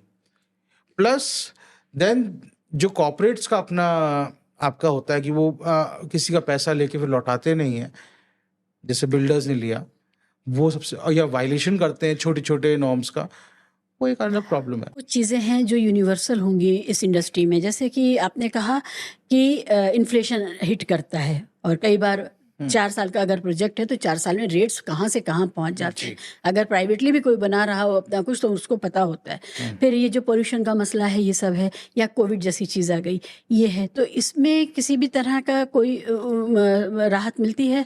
Force major के अंडर आते हैं, जैसे कोविड आ गया था तो उसमें गवर्नमेंट ने नोटिफिकेशन किया था, बट एनजीटी वाला जो पार्ट है वो गवर्नमेंट को सोचना पड़ेगा कि हर साल इतने सालों से 2-2 महीने कंस्ट्रक्शन रुक जा रही है। मैं आप समझिए, एक इंडस्ट्री चल रही है, उसको 2 महीने, एक दिन वो ग्राइंडिंग हॉल्ट पे आ जाती है, फिर आप कहीं 2 महीना शुरू की तो उसको स्टार्ट करने में टाइम लगता है। वहाँ बहुत बड़ी प्रॉब्लम है। देखिए, हमेशा हमने इतने सारे देश में सबसे ज़्यादा कंज्यूमर्स को हमने हेल्प किया है, बट मैं कई बार ये भी सोचना चाहता हूँ कि एक पॉइंट ऑफ व्यू हम डेवलपर के भी देखें कि क्यों नहीं कंप्लीट करवा पा रहे हैं। क्या वो अपनी कंपनी नहीं चलाना चाहते हैं, या उनको ऐसे फ्रॉड तरह के मैकेनिज्म से ही पैसा कमाना है?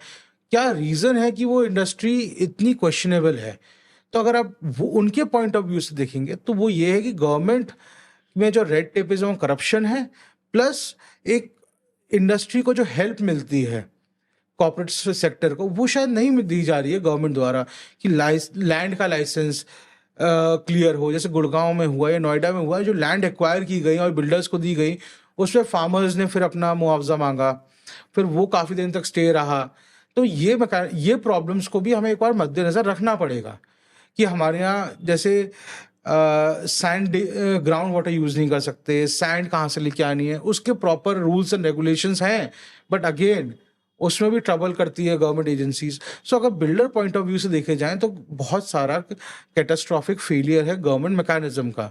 अगर हम बायर के पॉइंट ऑफ व्यू से देखें तो एक कॉर्पोरेट एंटिटी ने उन्हें घर बेचा है और वो टाइम पे नहीं दे पा रही है, और वो इसलिए नहीं दे पा रही है कि कहीं ना कहीं वो ये क्योंकि वो झूठे प्रोमिस कर रही है, वो अपने कम्युनिकेशन नहीं कर रही है कि उनकी क्या प्रॉब्लम्स हैं और कहाँ गवर्नमेंट उनसे काम उनको ट्रबल कर रही है, और वो झूठे प्रॉमिस पे उनका बस एक ही मुद्दा रह जाता है कि वो पैसे इकट्ठे कर लें। आप तीसरे गेस्ट हैं जिनसे मैं इस बारे में बात कर रही हूँ, और आप क्योंकि लीगल फ्रेटर्निटी से आते हैं तो आपने दोनों के ग्रीवेंसेस देखे हैं, इसलिए आपसे आपका जो व्यू है वो मेरे लिए और दर्शकों के लिए इसलिए भी अहम है कि हम दोनों तरफ से, चाहे वो बिल्डर हो चाहे वो बायर हो, एक सिंपैथेटिक नतीजे पे पहुँचे कि हो क्या रहा है। यहाँ पर आपने बहुत अहम बात की है कि गवर्नमेंट क्या कर रही है, और फिर जो अंडर द टेबल पैसा देना पड़ता है, सारी क्रीम तो वहाँ चली जाती है। फिर उसके बाद वो कॉस्ट कटिंग कर करके किसी तरह से अपने लिए बचाता है बिल्डर, क्योंकि उसने जो कमाना था वो तो वो बाबू को दे के आ गया है। और कोई फ्लैट मांग रहा है उससे, कोई फ्लैट मांग रहा है उससे तो उसको है देना ना? है। आप छोटे से लेके ऊपर तक, टॉप तक तो आपका गवर्नमेंट मैकेनिज्म में करप्शन है। फिर आप कहते हैं आपकी इंडस्ट्री स्मूथ वर्क कर जाए, और जब इंडस्ट्री स्मूथ वर्क नहीं करेंगी तो उसका जितना रिपरकशन है वो आपकी पब्लिक पे आएगा। देखिए, प्रॉब्लम ये है कि जो हमारे यहाँ ये करप्शन है वो एक नॉर्म बन गया है देश का, और वो सबसे ज़्यादा हमें हार्म कर रहा है। वो हर इंडस्ट्री, हर सेगमेंट, हर पिलर ऑफ डेमोक्रेसी में है। अनफॉर्चुनेट पार्ट ये है। और वो स्टेम आउट कहाँ से कर रहा है? वो स्टेम आउट हमसे कर रहा है। तो जो मैंने आपसे टैक्स की बात करी थी वो यही थी कि जब तक हम सही नहीं होंगे तो हमारी गवर्नमेंट ही सही नहीं होगी। जब तक छोटे लॉ फॉलो नहीं होंगे, बड़े लॉ फॉलो नहीं होंगे, जब तक आप रेड लाइट पे नहीं रुकेंगे तो शायद वो रोड रेज और रोड एक्सीडेंट्स नहीं रुकेंगे, क्योंकि आप आज आपने एक छोटा लॉ फाउलेट कर दिया है, तो आपको एक इंकरेजमेंट मिल गया, शायद बड़ा भी कर सकता हूँ और बच जाऊंगा। मैं आपको बताऊं, लॉज को लेकर के भारतीयों में शायद अभी भी ये भावना है कि ये जो कायदे कानून बनाए हैं ये अंग्रेज़ों ने बनाए हैं, अंग्रेज़ों को दिए हुए हैं, और हम इनको जब नहीं मानते हैं तो हम अंग्रेज़ों से बगावत कर रहे हैं। वो ये समझ ही नहीं पा रहे हैं कि भाई ये हमारे कानून हमारी भलाई के लिए बने। खासकर ये जो आपने ट्रैफिक रूल्स की बात की है ना, इंसान अपनी प्रतिष्ठा, सामाजिक प्रतिष्ठा साबित करने के लिए कि हमारा कोई कुछ नहीं बिगाड़ सकता, रूल्स तोड़ता है। दिल्ली को छोड़ दीजिए, अगर अभी आप दिल्ली के बगल में गाजियाबाद से ही शुरू कर लें तो ये पूरा यूपी बिहार में यही है कि हम कानून नहीं मानते, हम कानून से ऊपर हैं। तो वो कुछ चल रहा है, कुछ है प्रॉब्लम। मैम देखिए, आप हर चीज़ चाहते हैं गवर्नमेंट कर दे, आप हमारी जनता खुद कुछ करना नहीं चाहती है। फिर वो कहती है हम कानून से ऊपर हैं। अगर आप कानून से ऊपर हैं तो आप रहिए इस लॉलेस स्टेट में। अगर आपको लॉलेसनेस ही चाहिए तो रहिए, तो ट्राइबल स्टेट में रहिए फिर आप।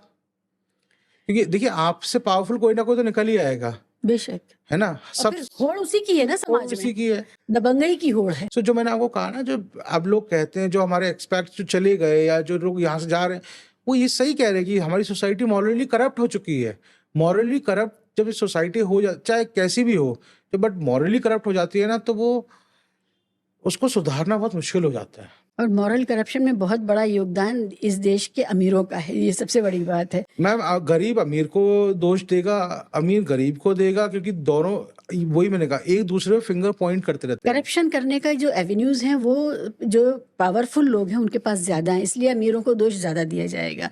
गरीब आदमी शुरुआत करता है अपनी ज़रूरत के हिसाब से वो करप्शन की, और उसके पास एवेन्यूज़ नहीं होते हैं।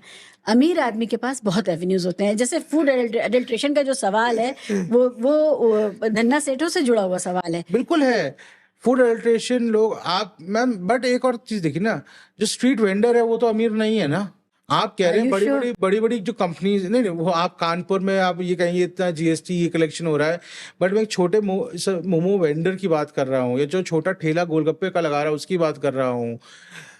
आप क्या, मैं, वहां पर भी करप्शन है, ऐसा नहीं है वहां नहीं है।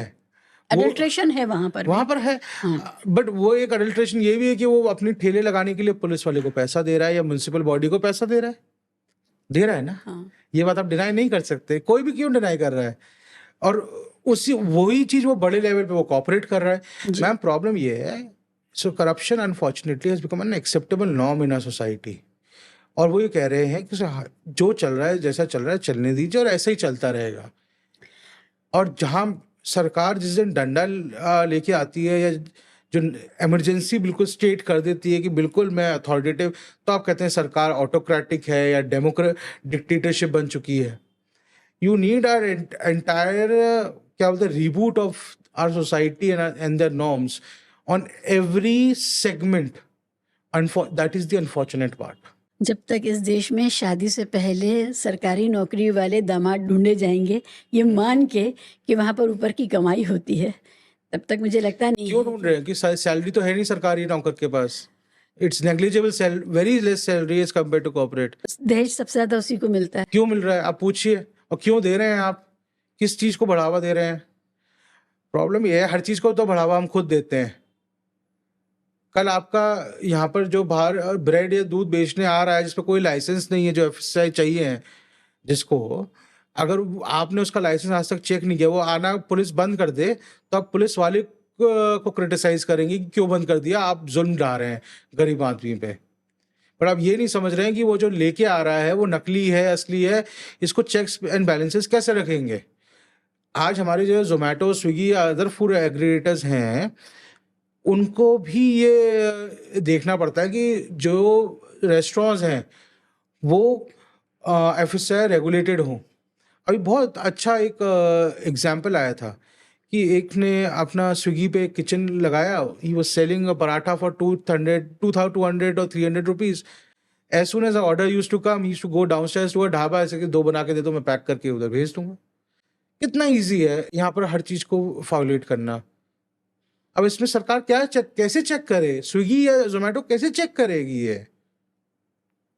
क्या घर-घर भेजें हम? क्लाउड किचन्स आएँ घर-घर भेजें? तो there has to be some duties of a society also. We are the largest population in this world.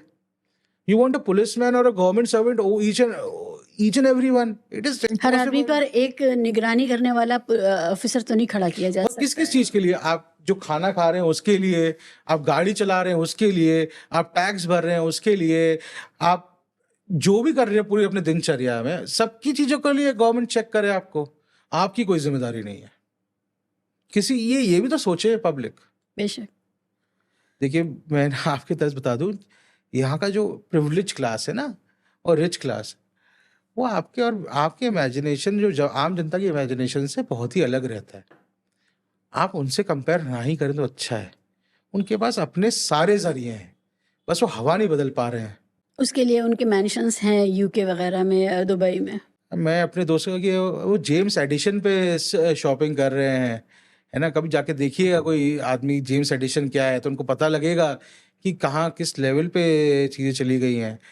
ऐसा नहीं है हमारे पास पैसा नहीं है, जो हमारे यहाँ जो इकोनॉमिक ग्रोथ हुई है हमारी कंट्री की पिछले कुछ 30 साल में बहुत अच्छी हुई है, बट एक सेगमेंट में ही हुई है वो। थोड़ा ये ऑफ द ग्रिड सवाल है, तो जो एक्यूमुलेशन ऑफ वेल्थ एक तरफ हो रहा है, इसको चेक करना चाहिए क्या सरकार को? मैम, फिर आप अगेन आप फ्रीडम ऑफ प्रोफेशन को कैसे रोक सकते हैं? आप no, not profession, I am saying the accumulation of wealth जो है वो कि प्राइवेट प्रॉपर्टी। मैम, आपने लिबरलाइज कर दी इकोनॉमी 1991 में। हाँ, आप इसीलिए फिर आप चेक करेंगे उसको। मैं पूछ Then रही हूँ we'll go आपसे, back आपको in क्या time. लगता है कैसे चीजें भारत ठीक कैसे होगा? हाँ, भारत का समाज के अंदर का जो करप्शन है और डिबॉचरी है, हिडोनिस्टिक टेंडेंसीज हैं, आपने कहा ना कि वो वहाँ शॉपिंग कर रहे हैं, तो ये जो हेडोनिज्म है क्या गलत है अगर वो वहाँ शॉपिंग कर रहे हैं? They have means, they are shopping there. If somebody किसी के पास means है तो वहाँ shopping means are also questionable. Ma'am, then if it's a wrong means, then it's a duty of the government to check it. But if they have means through a legal way, then government को किसी को रोकने का कोई हक नहीं है। एक बड़े कामयाब इंटेलेक्चुअल ने ये बात कही कि भारत में अपनी हलाल की कमाई से, जो टैक्स पेयर की कमाई, उस हलाल की कमाई से लग्जरी लाइफ नहीं जी जा सकती। नहीं जी जा सकती है, बिल्कुल जी जा सकती है। गलत है ये, गलत है ना? ये वही फिंगर पॉइंटिंग है कि उस पर ज़्यादा पैसा है तो शायद गलत का होगा। क्यों नहीं जी जा सकती? आई कम फ्रॉम अ फैमिली जहाँ हमारे पास कुछ भी नहीं था। मैंने इन कोटों में बस में से ट्रैवल किया है। I am still one of the, I come in 2000 top professional tax payers of this country, I and my partner, है ना? So and everything is accounted for. पहले तो वो सर्टिफिकेट भी देती थी गवर्नमेंट कि गोल्ड और प्लैटिनम टैक्स पेयर्स वाला, अब तो बंद कर दिया है पोस्ट कोविड। तो बिल्कुल है मैम। मैं आपको अभी मेरे को इतना गाड़ियों का शौक नहीं है या मेरे को अलग चीज़ों का शौक है, जैसे है घड़ियों का है या कुछ का है, बट हमारा सारा ऑडिटिंग और है, सारा टैक्सेबल है। इनफैक्ट हमने बसों से ट्रैवल किया हुआ है। मैं आपको एक स्टोरी बताता हूँ मेरे पार्टनर की, वो पता नहीं वो चाहेगा कि मैं बताऊँ ना। तो हमारी इतनी बुरी हालत थी जब हमने प्रोफेशन स्टार्ट किया, मेहनत करी है। इस देश में अगर आप मेहनत करेंगे ना तो ये वही उसी जंक्शन पे है जहाँ पर अमेरिका 1900s के या 18 सेंचुरी के मिड में था, जहाँ से कहते हैं ना कि it made futures, American story. Yes, the true American story. हम उसी जंक्चर पे हैं, बट अगर आप करना चाहें तो, बट हमारा करने वाले कम है। प्रॉब्लम ये है, उनको चाहिए कि वो फ्री शॉर्टकट से पैसा मिल जाए, मेहनत से ना मिले। आज वो बिल्कुल, आज मैं कोई ऐसा फ्यूचर ट्रेड या शेयर मार्केट ट्रेड लूँ, कल मेरे पास बैंक अकाउंट में एक दिन में करोड़ों हो जाए। वो जो वो जो होड़ है वो प्रॉब्लमेटिक है। It's a slow process, 2020 match नहीं है, ये टेस्ट मैच है मैम। ये प्रॉब्लम है हमारी सोसाइटी की। I have seen us both, me and him, we were hostel roommates, we started this firm, we are first generation lawyers. हम एक ऐसे प्रोफेशन में आए जहाँ पर ब्लू ब्लड सबसे ज़्यादा है। सब हमने अपना फर्म स्टैब्लिश किया, हमने और लॉयर्स को लिया। मेरा, जैसे मैं अभी बता रहा था, मैं अपने दोस्त, मेरे जो पार्टनर है, उन्होंने अभी गाड़ी खरीदी है। वो शायद नॉर्थ इंडिया में पहली उस तरह की गाड़ी है वो, है ना। और वो ओनली गाड़ी है अभी नॉर्थ इंडिया में। तो मैं उनको याद दिला था कि आपको याद होगा कि एक बहुत टूटी हुई उनके फादर की गाड़ी थी। तो हम कोर्ट जाने के लिए चाहिए होती कि बहुत सारे कोर्ट्स हैं दिल्ली में। तो वो गाड़ी खराब हो गई, तो एक गली में खराब हो गई। तो ऊपर से लोग कचरा भी फेंक रहे थे और वो गाड़ी को हम धक्का भी दे रहे थे। मैंने कहा वो टाइम भी आपको याद है। तो ऐसा नहीं है मैम, मेहनत करने का ना कोई ऑल्टरनेटिव नहीं है, आपको मिलेगा। बट ये कह देना कि सारे मेहनतियों का जो पैसा आया वो गलत तरीके से आया, वो गलत बात है। That is wrong. एनपीएस। फिर टाटा, आप टाटा के लिए क्यों नहीं कहते हैं? हाँ, नहीं, वो तो पूरे कॉर्पोरेट के लिए कह रहे हैं। हाँ मैम, कई जगह एनपीए ऐसे, कल्चर तो कॉर्पोरेट्स का आज का नहीं और है। सेक्शन 11 यूएस में भी है बैंकरप्सी का। ये हर जगह कॉर्पोरेट्स को हेल्प किया जाता ताकि आपकी इकोनॉमी रिवाइव होती रहे। आप ये सोचिए कितनी जॉब्स वो दे रहे हैं। अडानी तो कोई खास जॉब्स नहीं दे रहे। नहीं मैम, दे रहे हैं। अडानी नहीं दे रहे। अंबानी तो दे रहे हैं। अंबानी अब वो प्रॉब्लम ये है कि आप ये कहते हैं कि अडानी नहीं दे रहे, अंबानी, वो मेरे पास स्टैट्स नहीं है। बट ये मैं मानने को बिलीव नहीं करता कि वो जॉब अंबुजा सीमेंट, अब उनका अंबुजा सीमेंट के प्लांट में वर्कर्स नहीं होंगे, या आपके जो भी उनका जो अदानी विल्मर जो एफएमसीजी प्रोडक्ट्स है उसमें नहीं आई होंगे। Leave it to my audience, वो जा करके गूगल पे सर्च करें मल्टीपल सोर्सेज से कि जो हमारे बड़े कॉर्पोरेट्स हैं, कोई पर्टिकुलर नहीं, वो कितना एनपीए है उनके ऊपर और वो कितने लोगों को जॉब दे रहे हैं। और टीसीएस जो जॉब्स दे रही है यहाँ की सबसे ज्यादा इंजीनियर्स को, मैं यही कह रही हूँ, इन्फोसिस कितनी जॉब्स दे रही मैं है। यही कह रही हूँ, वहां पर भी बहुत ज्यादा ले ऑफ्स हो रहे हैं, बहुत रूथलेस ब्रूटल ले ऑफ्स बिल्कुल हो हो रहे रहे हैं। हैं। मगर ये ठीक है, इस अगर बातचीत का आउटकम ये हो कि हमारे कुछ ऑडियंस जा करके चेक करे कि जो हमारे कॉर्पोरेट्स हैं वो कितनी जॉब दे रहे हैं और वेल्थ एक्यूमुलेशन उधर कितना हुआ है, तो उनको खुद भी पता चलेगा। ये बहुत थॉट प्रोवोकिंग है और एक्शन मोड में भी ले जाएगा। और आप लोग प्लीज लिखिएगा अपने कमेंट्स में जब आप जो भी वो करें, बट फाइंडिंग्स हो आपकी। तो मैं वापस बिल्डर हाँ पे आना सॉरी, चाहती हूँ। Sorry, I am sorry. हम कहीं और डाइग्रेस कर गए बात करते क्योंकि हम सब लोग जब सोचना शुरू करते हैं अपने समाज और देश के बारे में, तो इश्यूज इतने होते हैं कि हम इधर उधर भटक ही जाते हैं। मैम प्रॉब्लम ये है कि बहुत कम लोग बात कर रहे हैं समाज और देश पे। देखिए बात ये है कि एक टाइम पे मैं सही भी हो सकता हूँ, गलत भी हो सकता हूँ। एग्जैक्टली, और बिल्कुल सही कह रहा। अब ये मत कहिए कि ये आदमी गलत बोल रहा है। जब तक मैं अपने देश और समाज के लिए बात कर रहा हूँ ना, तब तक मैं उसके बारे में सोच रहा हूँ। बिल्कुल सही है, फॉल्ट लाइन सब तरफ है। हाँ, कोई दूध का धुला नहीं है और कोई ब्लैक एंड व्हाइट नहीं है। मैं और जब तक गलतियां नहीं करेंगे तो हमें सही राह भी नहीं मिलेगी। I agree. प्रॉब्लम ये है कि कोई राह नहीं लेना चाह रहा है। वो कह रहे हैं यहीं खड़े हुए हैं हम, जो आ जाए यहीं आ जाए, सरकार कर जाए। और मंथन तो शुरू करें कम से कम। बिल्कुल। बिल्कुल। बहुत से ऐसे प्रोजेक्ट्स हैं जिसमें एक कंपनी ने प्रोजेक्ट शुरू किया, उसकी साख पर लोगों ने काम दिया उसको या उससे खरीदा, और उसके बाद वो पूरी की पूरी एंटिटी जो है कन्वर्ट हो जाती है, वो किसी और को बेच के चले जाते हैं। बिल्कुल। और फिर वो तीसरा भी उसमें आ जाता है। आपका जो पेपर साइन हुआ है, वो जिस एंटिटी के साथ साइन हुआ है, जिस कंपनी के साथ, फाइनेंशियल एंटिटी के साथ, वो अब है ही नहीं पिक्चर में। आप किससे लड़े जा करके? मैं इसलिए वो रेरा आया, रेरा ने चेक्स एंड बैलेंसेस लेके आए। दे आइडेंटिफाइड कि वो प्रमोटर कौन होगा, प्रमोटर कौन सा इंडिविजुअल होगा, क्योंकि लाइबिलिटी उन्होंने प्रमोटर पे डाली। तो जो भी रेरा में प्रमोटर की तरह लिस्टेड होगा, वो लाइबिलिटी उसकी आएगी। सपोज एक्स कंपनी आई है ना, और वो उसने कंप्लीट नहीं कर पाई या लैंड किसी और की थी, तो जो प्रमोटर के नाम पे उस पर रजिस्टर्ड होंगे वो जॉइंटली एंड सेवरली लायबल होंगे। सुपरटेक ह्यूज करके एक प्रोजेक्ट है गुड़गांव में, उसमें ये बहुत अच्छी तरह से दर्शाया गया है कि उन्होंने सुपरटेक ने लॉन्च किया था, बट रेरा ने ये पाया नहीं, Supertech is not the true license holder promoter, Sarv Realty and others are. So उन्होंने उसको लेके आके जजमेंट दिया कि ये प्रमोटर्स हैं, है ना। तो वो इसलिए रेरा को लाया गया क्योंकि रेरा से पहले यही पार्ट अनरेगुलेटेड था। एक चीज़ और है, अगर एंड रिजल्ट ये आता है कि प्रोमोटर जो है या जो बिल्डर है वो दोषी पाया गया, उसको जेल हो गई, और वो जेल की सज़ा काट रहा मान लीजिए, लेकिन जो बायर था वो मान लीजिए 50 बायर्स हैं और वो 50 लोग अपनी ज़िंदगी का सब कुछ लगा करके बैठ गए, अब उनको रिड्रेसल कहाँ से मिलेगा? क्या किसी तरह से उनका पैसा वापस आएगा? मैम देखिए, बहुत सारे मैकेनिज़्म्स हैं पैसा वापस लाने के, और ये मोस्टली जब तक बहुत बड़े लेवल पे फ्रॉड नहीं हुआ हो, तब तक सिविल क्रिमिनल केसेस बनते नहीं हैं इसमें। ये सिविल कमर्शियल डिस्प्यूट्स हैं, है ना? जब तक ऐसा ना हो कि आपका बिल्डर पैसा लेके ही भाग गया हो, है ना? तो उसमें आप कंज्यूमर कोर्ट जा सकते हैं, रेरा जा सकते हैं। आज के टाइम में आपके पास इंसॉल्वेंसी बैंक्रप्सी कोर्ट्स है, जिस पे अगर आपका बिल्डर बिल्कुल ही इस हालत में है कि नहीं कंप्लीट कर पाएगा, तो आप दूसरा बिल्डर लाके रेज़ोल्यूशन प्लान लाके पूरा प्लान इम्प्लीमेंटेशन करा सकते हैं। सो वो मैकेनिज़्म्स हैं और वो पूरा हो सकता है। उसके बाद ये भी देखा गया है कई जगह गवर्नमेंट ने भी सिम्पैथेटिक व्यू लिया, एनबीसीसी को लेके आए वो और बाकी कंपनीज़ को लेके आए, उनसे बोला प्रोजेक्ट कराने के लिए। प्रॉब्लम ये है मैम कि लॉज़ तो हैं, बट लोगों को उनकी जानकारी नहीं है, वो अवेयरनेस लोगों में नहीं है। आज भी हमने देखा है कि 5 से 6% लोग इस सिचुएशन में, जहाँ सोशल मीडिया और इतनी अवेयरनेस आ चुकी है, अभी भी 5 से 6% लोग ही फाइट करते हैं अपने राइट्स के लिए।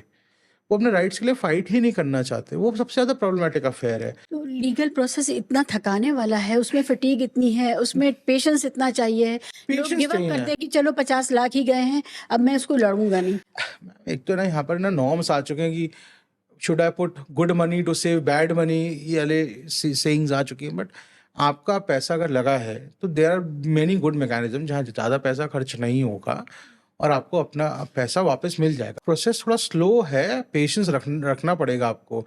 बट वो प्रॉब्लम ये है कि हमारे यहाँ वो इंफ्रास्ट्रक्चर और नंबर ऑफ जजेस नहीं है, एग्जैक्टली, मैं उसी है बता ना? रही थी। इतना, और हमारी पॉपुलेशन बहुत लार्ज है, तो ये प्रॉब्लम है। हमें वो चीज़ गवर्नमेंट को टैकल करनी पड़ेगी कि जजेस को के नंबर्स बढ़ाएं, कोर्ट का इंफ्रा बढ़ाएं, क्योंकि इतना वर्कलोड है। जजेस की भी गलती नहीं है, इतना वर्कलोड है कि वो पूरे केसेस डिस्पोज ऑफ ही नहीं कर पाते हैं, और थोड़ा हमारा जो प्रोसेस है वो थोड़ा पुराना हो चुका है। What about corruption in judiciary? It is there ma'am, it is there, you can't deny it. Very unfortunate part.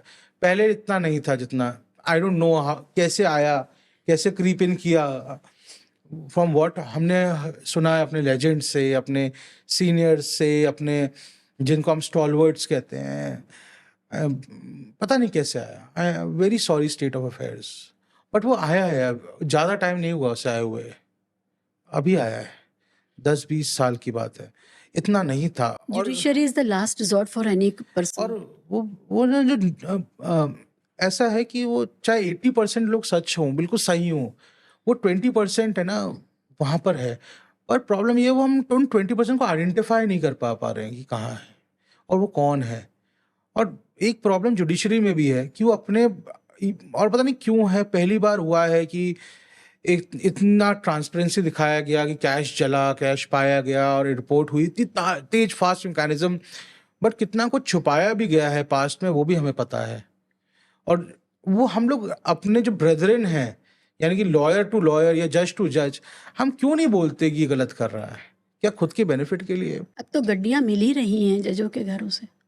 मैं एक ही बात मैम, वो तो आपको एक केस पता है, जो इंडस्ट्री को 100 केस पता है वो नहीं पता है आपको ना, वो भी तो प्रॉब्लम है। बट प्रॉब्लम ये कि हम बोल नहीं सकते, वो नहीं बोल सकते, क्योंकि कोई एविडेंस हम बोलेंगे तो जो कहेंगे आप जजेस, आप हमारी जो इंडिपेंडेंस को क्वेश्चन कर रहे हैं। जुडिशरी में अगर आपको डिस्ट्रिक्ट लेवल से लेके सुप्रीम कोर्ट लेवल तक एवरी स्टेप और एवरी हायरार्की और every place you need to put a judicially, sorry उसको क्या कहते हैं हम, अकाउंटेबिलिटी कमेटी बनानी पड़ेगी आपको, और जिसपे उसकी उनकी कंप्लेन हो सके या कुछ कर सके। क्योंकि आप और मैं कंप्लेन करने जाएंगे तो हमारे खिलाफ प्रोसीडिंग्स शुरू हो जाएंगी कंटेम्प्ट की। एक पॉलिटिकल पार्टी सिर्फ अकाउंटेबिलिटी के नाम पर ही आई थी कि वो अकाउंटेबिलिटी लाएगी, वो पूरा लेखपाल और ये मैकेनिज्म तैयार करेगी। उसको कई कई बार मौका मिला, जनता ने उसको बार बार चुना और उसने कुछ नहीं किया इस बारे में। कहाँ किधर जाए, मतलब हम क्या गोल गोल घूम रहे हैं बस। आप, we deserve a society how we are. We ourselves are corrupt, and that is why we are getting a corrupt government, corrupt mechanism, corrupt institutions. We are to be blamed. That is the, लोग कहेंगे बहुत thinker है और वैसी वाली बात है, but अगर आप theoretically research point of view से या उस तरह से सोचें जो हम PhDs में पढ़ते हैं, तो वही एक साक्ष्य आता है कि सोसाइटी वही मिलता है सोसाइटी को जैसी सोसाइटी खुद होती है।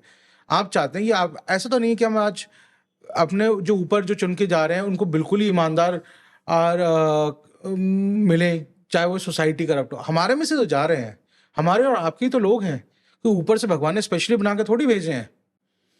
तो आप चाह रहे हैं कि सब कुछ चेंज हो जाए, बट मैं चेंज ना हूँ, वही बात दोबारा रिपीट कर दूंगा मैं। और जो जुडिशरी पे करप्शन है वो अकाउंटेबिलिटी का है, क्योंकि अकाउंटेबिलिटी कमिटीज नहीं है हमारे पास जहां पर मैं और आप जाके कंप्लेन कर सकें।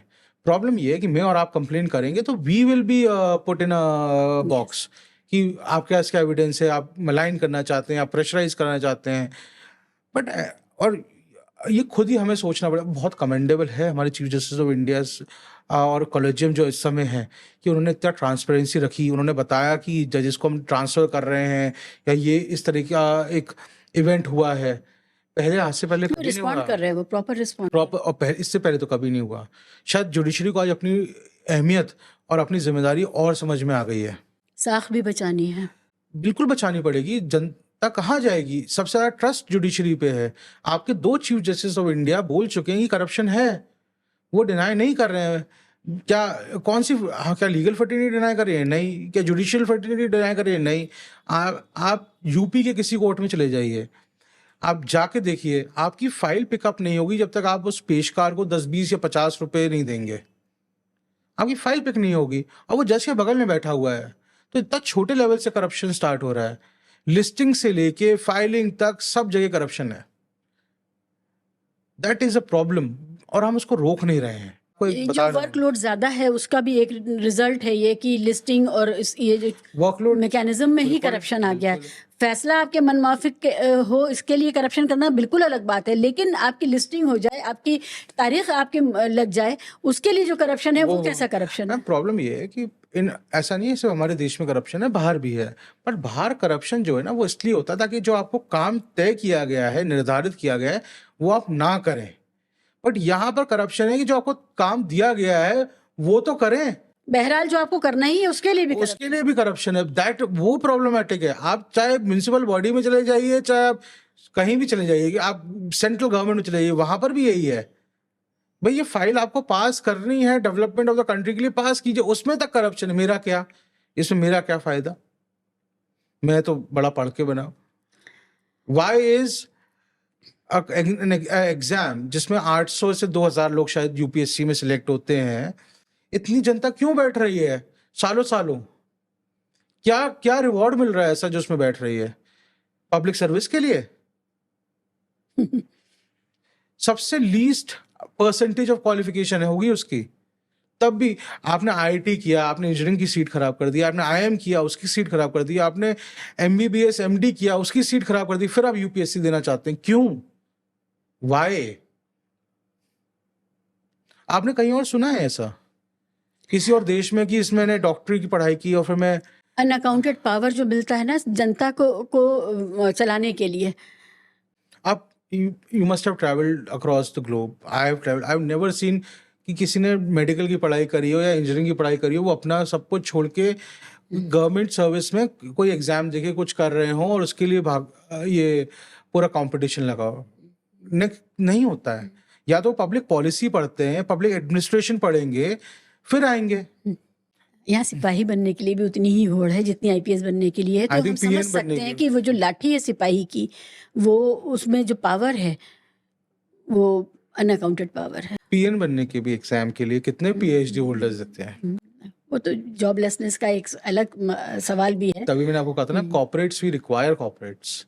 There are certain things which are necessary evils in this society, we require them. No, I am not against corporates. हमारे कॉर्पोरेट्स ने इतना मार्केट जो आज हमारे पास जिस तरह का मार्केट है, जो सर्विस प्रोवाइड कर रहे हैं वो सब वही कर रहे हैं, वरना कहाँ से मिलते हैं कोई सारी सर्विसेज। तो आई am not against corporate, but I am saying कि जो वो ज़्यादा पैम्पर्ड है उसको भी करना चाहिए लॉजिकली।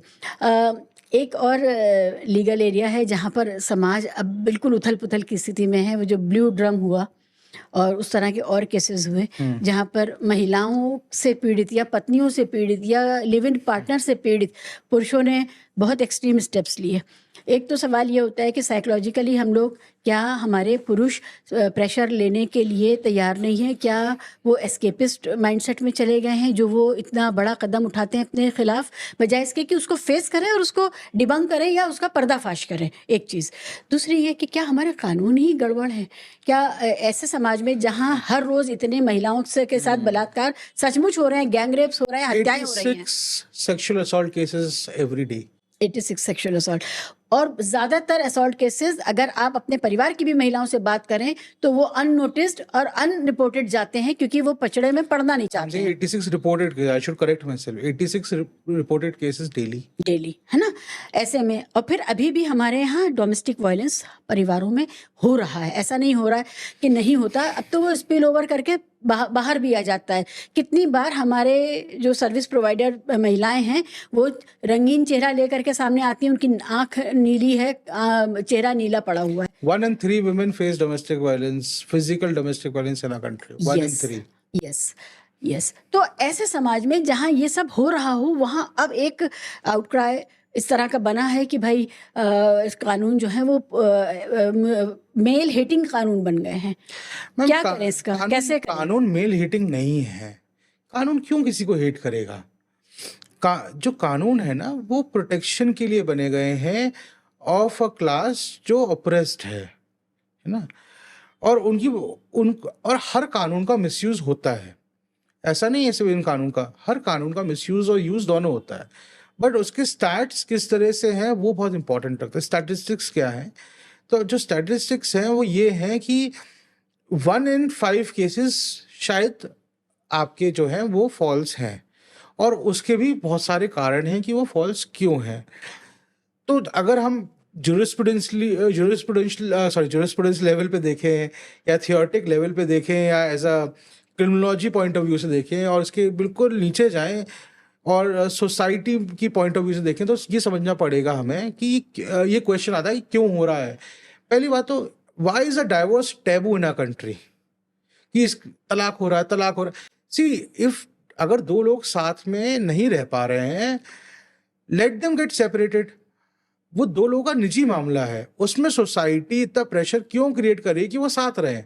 तो जो डाइवोर्स रेट इंक्रीज हुआ है उसको क्रिटिसाइज कर रही है सोसाइटी मॉरल लेवल पे, वो गलत है। अगर दो लोग साथ नहीं रह पा रहे हैं तभी तो मैकेनिज्म दिया है कि वो अलग हो जाए, क्योंकि वो अलग नहीं हो पा रहे तो वो एक्सट्रीम स्टेप्स लेते हैं। फिर आप पूछते हैं वो ब्लू ड्रम क्यों हो रहा है या अदर चीज़ें क्यों हो रही हैं। हमारे यहाँ केसेस को हमारे यहाँ सोसाइटी का जो पूरा स्ट्रक्चर है वो शायद थोड़ा सा, हम एक ऐसे ट्रांजिशन फेस में है, वो थोड़ा सा फ्लॉड है, चाहे वो मैरिज का इंस्टीट्यूशन क्यों ना हो। हमने जिस तरह से अपने बच्चों को ग्रूम किया, औरतों को भी और लड़कों को भी, यानी छोटे बच्चों बॉयज़ को और गर्ल्स को जैसे ग्रूम करते हैं, उसमें बहुत प्रॉब्लम है। क्योंकि हम एक लड़के पे इतना प्रेशर डाल देते हैं कि आपकी जिम्मेदारियां हैं, ये आपको पूरी करनी है, आपको कमाना भी है, हमारा नाम बनाना है। हर व्यक्ति चाहता है हमारा बच्चा आज करोड़पति अरबपति बन जाए, नॉर्मल खुश लाइफ जिए।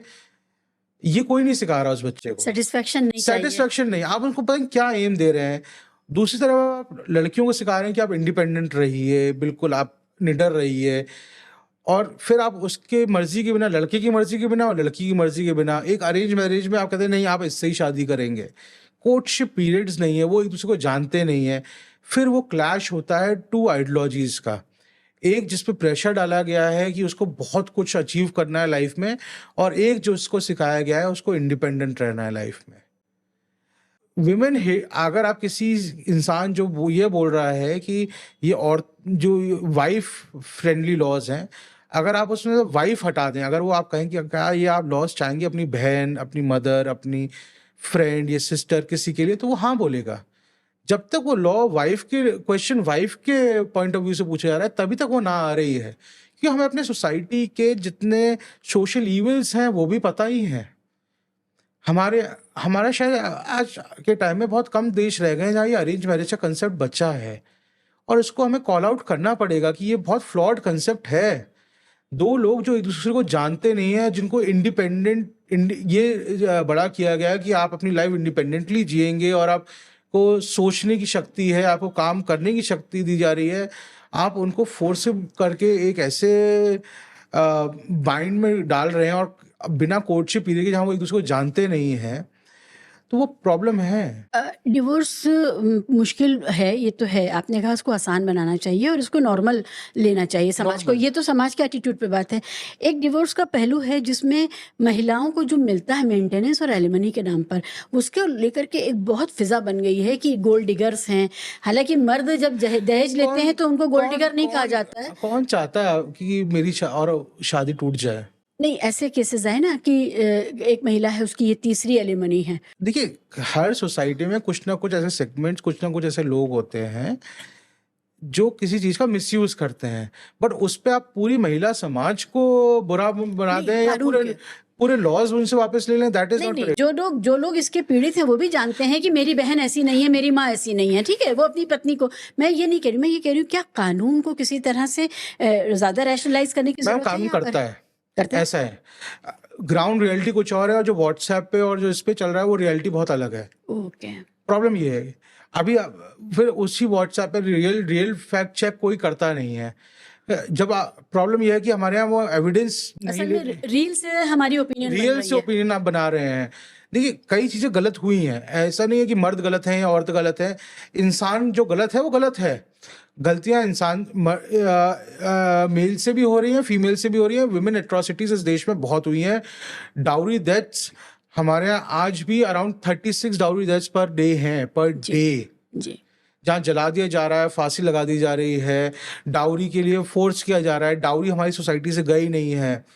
एलिमनी को जो मिसयूज कर रहे हैं उनको भी आपको कॉल आउट करना पड़ेगा। उसके लिए क्या है, आपको अच्छे लॉयर्स, अच्छी लीगल हेल्प लेनी पड़ेगी, और कई लोगों ने ली है, दे सेव देमसेल्व्स। प्रॉब्लम ये है कि हम उसको फाइट नहीं करना चाहते, जस्ट क्रिटिसाइज कर रहे हैं, और थर्ड पार्टीज क्रिटिसाइज कर रही हैं जो उस सिचुएशन में है नहीं। Yes. They don't. Problem is nobody wants to find a solution to such problems. They always want to criticize a problem.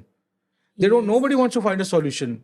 There are government and legal services have various mechanism जहाँ उनको हमें solution दिया है mediation के through। 50 से 60% शादियाँ mediation से solve हो जाती हैं। कम्युनिकेशन गैप्स हैं हमारे यहाँ। आज हम बच्चों को सॉफ्ट स्किल्स नहीं सिखा रहे हैं, लाइक कम्युनिकेशन, रिलेशनशिप में क्या किस तरह की बात की जाए, sex education. When I talk about sex education, it is not the physical intercourse but other things, anatomy, by hygiene, there are a number of things which are not taught to people. हमारे यहाँ stress level इतने increase हो चुके हैं, work life balance नहीं है, हम उन चीज़ों को एड्रेस नहीं कर रहे हैं। हम सीधा सिर्फ एक कंक्लूजन पहुंच जाते हैं, शायद बायस लॉज है। लॉज बायस नहीं है मैम। प्रॉब्लम यह है कि उसको हम टैकल अच्छी तरह नहीं कर पा रहे हैं, या वो रील ड्रिवन ओपिनियंस हैं। यस। तो युवाओं के लिए जो बहुत ज़्यादा अपने आप को प्रताड़ित कर रहे हैं ये सोच सोच के कि शादियां बड़ी डरावनी चीज़ हो गई हैं, शादी मत करो। ये बहुत बड़ा डिस्कोर्स चल रहा है सोसाइटी में कि शादी मत करो, शादी करके तुम फंस जाओगे, अगर शादी नहीं चली तो एलिमनी में फंस जाओगे। तो ये सारा जो डर पैदा किया जा रहा है, ये रील कल्चर और शॉर्ट्स कल्चर से आ रहा है। ये रियल स्टोरीज नहीं है। और आप लोग इमोशनल अपनी जो कैपेबिलिटीज़ हैं उसको आगे बढ़ाइए, ना खुद प्रेशर में आइए, ना सामने वाले को उस तरह से ट्रीट करिए। तो युवाओं के लिए मैं ये सोचती हूँ कि ये जरूरी है समझना। मैम, जरूरी ये भी है कि शादी नहीं करनी तो मत करिए ना। क्या प्रॉब्लम है आपको? आप ये बात तो शादी करने के बाद ही समझ में आ रही है ना लोगों को। मैम, मैं कह रहा हूँ सोसाइटी जो पीयर प्रेशर क्रिएट कर रही है कि पहले तो शादी करो फिर उसका डाइवोर्स मत करो। See, you have individualistic point of view से अगर किसी को अपने कैरेक्टरिस्टिक्स पता है कि मैं शादी नहीं चले या कोई किसी नहीं रह पाऊंगा, तो नहीं करे। अगर उसको नहीं करनी है उसको फोर्स मत कीजिए। दूसरी बात, हमारे जो कोर्टशिप का पीरियड बहुत छोटा है अरेंज मैरिज वाले में, क्योंकि हमारे यहाँ जो आज भी, मुझे नहीं पता लव मैरिज अरेंज मैरिज क्यों अलग अलग सेगमेंट है। मैरिज है, वो आपको जब तक कोई पसंद नहीं आएगा आप क्यों शादी कर रहे हैं, है ना। तो जो कोर्टशिप पीरियड छोटा है, जहाँ हम एक दूसरे को जान नहीं पाते हैं, वो बहुत प्रॉब्लम है। एक ऐसा समाज जो इस बात को वर्चुअस मानता था, बड़ी अच्छी मानता था कि हमने तो अपने पति को शादी से पहले देखा तक नहीं क्या था। फायदा है, क्या क्या वर्च्यू है इसमें, आप मुझे बताइए। मैं यही कह रही हूँ, एक समाज जो इसको एक बहुत बड़े अच्छी बात की तरह प्रस्तुत कर रहा था कि हम तो इतने भोले ऑपरेस शरीफ थे, थे। आप उतने ऑपरेस ऑपरेस थे थे। Is the right word. लेकिन वो उसको भी वर्च्यू की तरह कि हम इससे पहले किसी पुरुष से हमने बात ही नहीं की थी शादी से पहले। क्या पॉइंट ऑफ व्यू है, आपने किसी, मैम देखिए, आप विमेन हैव बिकम इंडिपेंडेंट, आपने किसी लड़कों, कई सारे ऐसे लड़के हैं जो हमारे मैट्रिमोनियल लिस्ट पे, उन्होंने लड़कियों से शादी से बात ही नहीं करी है। इतना डर बिठाया दिया ये जाता है आज के दौर में भी है। आज के दौर में भी लड़कों में भी है और लड़कियों में भी, कि आप बात करोगे तो आपको सोसाइटी क्या बोलेगी। अरे भाई, they are two human beings who are having a conversation, what's your problem? क्या प्रॉब्लम है अंकल जी का जिन्होंने आपको कॉफी शॉप में देख लिया? दो लोग दोस्त भी हो सकते हैं, उनको यही colleagues होते हैं, दोस्त कलीग्स हो सकते हैं, क्या प्रॉब्लम है? आप मॉरल पुलिसिंग जो यहाँ पर है अपने पड़ोसियों पे, रिश्तेदारों पे, वो बहुत ज्यादा है। किस लिए, मुझे समझ में नहीं आता है। सोसाइटी अंकल्स ने बहुत तबाही मचाई है इसमें कोई शक नहीं। सोसाइटी अंकल्स को मैंने, आई हैव सेड इट, कि एक सेगमेंट से पहले जो बॉर्न हुए ना, उनसे सब कुछ वापस लेके थोड़ी देर शांत बिठा देना चाहिए। बड़ा प्रॉब्लम कर रहे हैं वो, है ना। तो शादी से डरने की जरूरत नहीं है। हाँ, करोड़ों वाली, लाखों वाली शादी उधार लेकर के, ग्रैंड शादी, बिग फैट इंडियन वेडिंग को अवॉइड करिए और उस पैसे को से अपनी पर्सनल लाइफ को बेहतर बनाइए। पैसा है तो खर्च करिए, कोई खर्च प्रॉब्लम करिए। नहीं है मैम। अरे उधार लेकर के लोग उधार लेकर के शादियां कर रहे हैं, वो बात उधार लेके हनीमून जा रहे हैं और फिर वो फाइनेंशियल स्ट्रेस में आ जा रहे हैं और उससे शादी बिगड़ रही है, रिश्ते बिगड़ रहे हैं। People are living Instagram life, Yeah. They want to impress others on Instagram, they don't do, वो खुद की रिक्वायरमेंट्स। इंडिया में फाइनेंशियल नॉलेज सब बहुत कम है और फाइनेंशियल विजडम बहुत कम है। और हद ये है कि लोग हनीमून पिक्चर्स भी इंस्टा पे डाल रहे हैं। Ma'am, there have been cases which we have dealt where people have taken photographers, videographers on their honeymoon. There are many instances. Wow. If you talk to these photographers, they'll tell you the embarrassment they had to face, and so see, we have become an. It's a great idea. अब किसी ऐसे photographer से आप बात बुलाइए, बिल्कुल, वो आपको बताएंगे कि there are people who are, we, because हम मैट्रिमोनियल केसेस करते हैं, हमने बात करी है, और बहुत अजीब अजीब तरह के केसेस आते हैं कि फर्स्ट नाइट को उनको वीडियोग्राफी चाहिए या हनीमून पे ले जा रहे हैं। So it's a very troublesome thought process. मैं प्रोसेस नहीं कर पाता, मैं जिसको जो चाहिए वो कर रहा है, बट आप ये समझिए कि वो किसके लिए कर रहा है, इंस्टाग्राम पे या किसी सोशल मीडिया हैंडल पे डालने के लिए।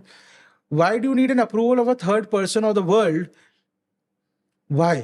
और जिसका आपको अप्रूवल चाहिए अपने पार्टनर का, उसके लिए तो आप कुछ नहीं कर रहे हैं, अपनी फैमिली की अप्रूवल के लिए कुछ नहीं कर रहे हैं, आपको वो लाइक्स और वो चाहिए। बहुत, क्या ये ऐसा नहीं है मर्द गलत है, औरतें गलत हैं, सोसाइटी के जो फंडामेंटल्स हैं, नजरिया बदल गया। नजरिया बहुत गलत तरह से बदला है। हमें प्रोग्रेसिव होना था, हम अनफॉर्चुनेटली मॉडर्न बनना चाहते हैं। दोनों में बहुत डिफरेंस है, लगता है वो सेम है, सेम नहीं है।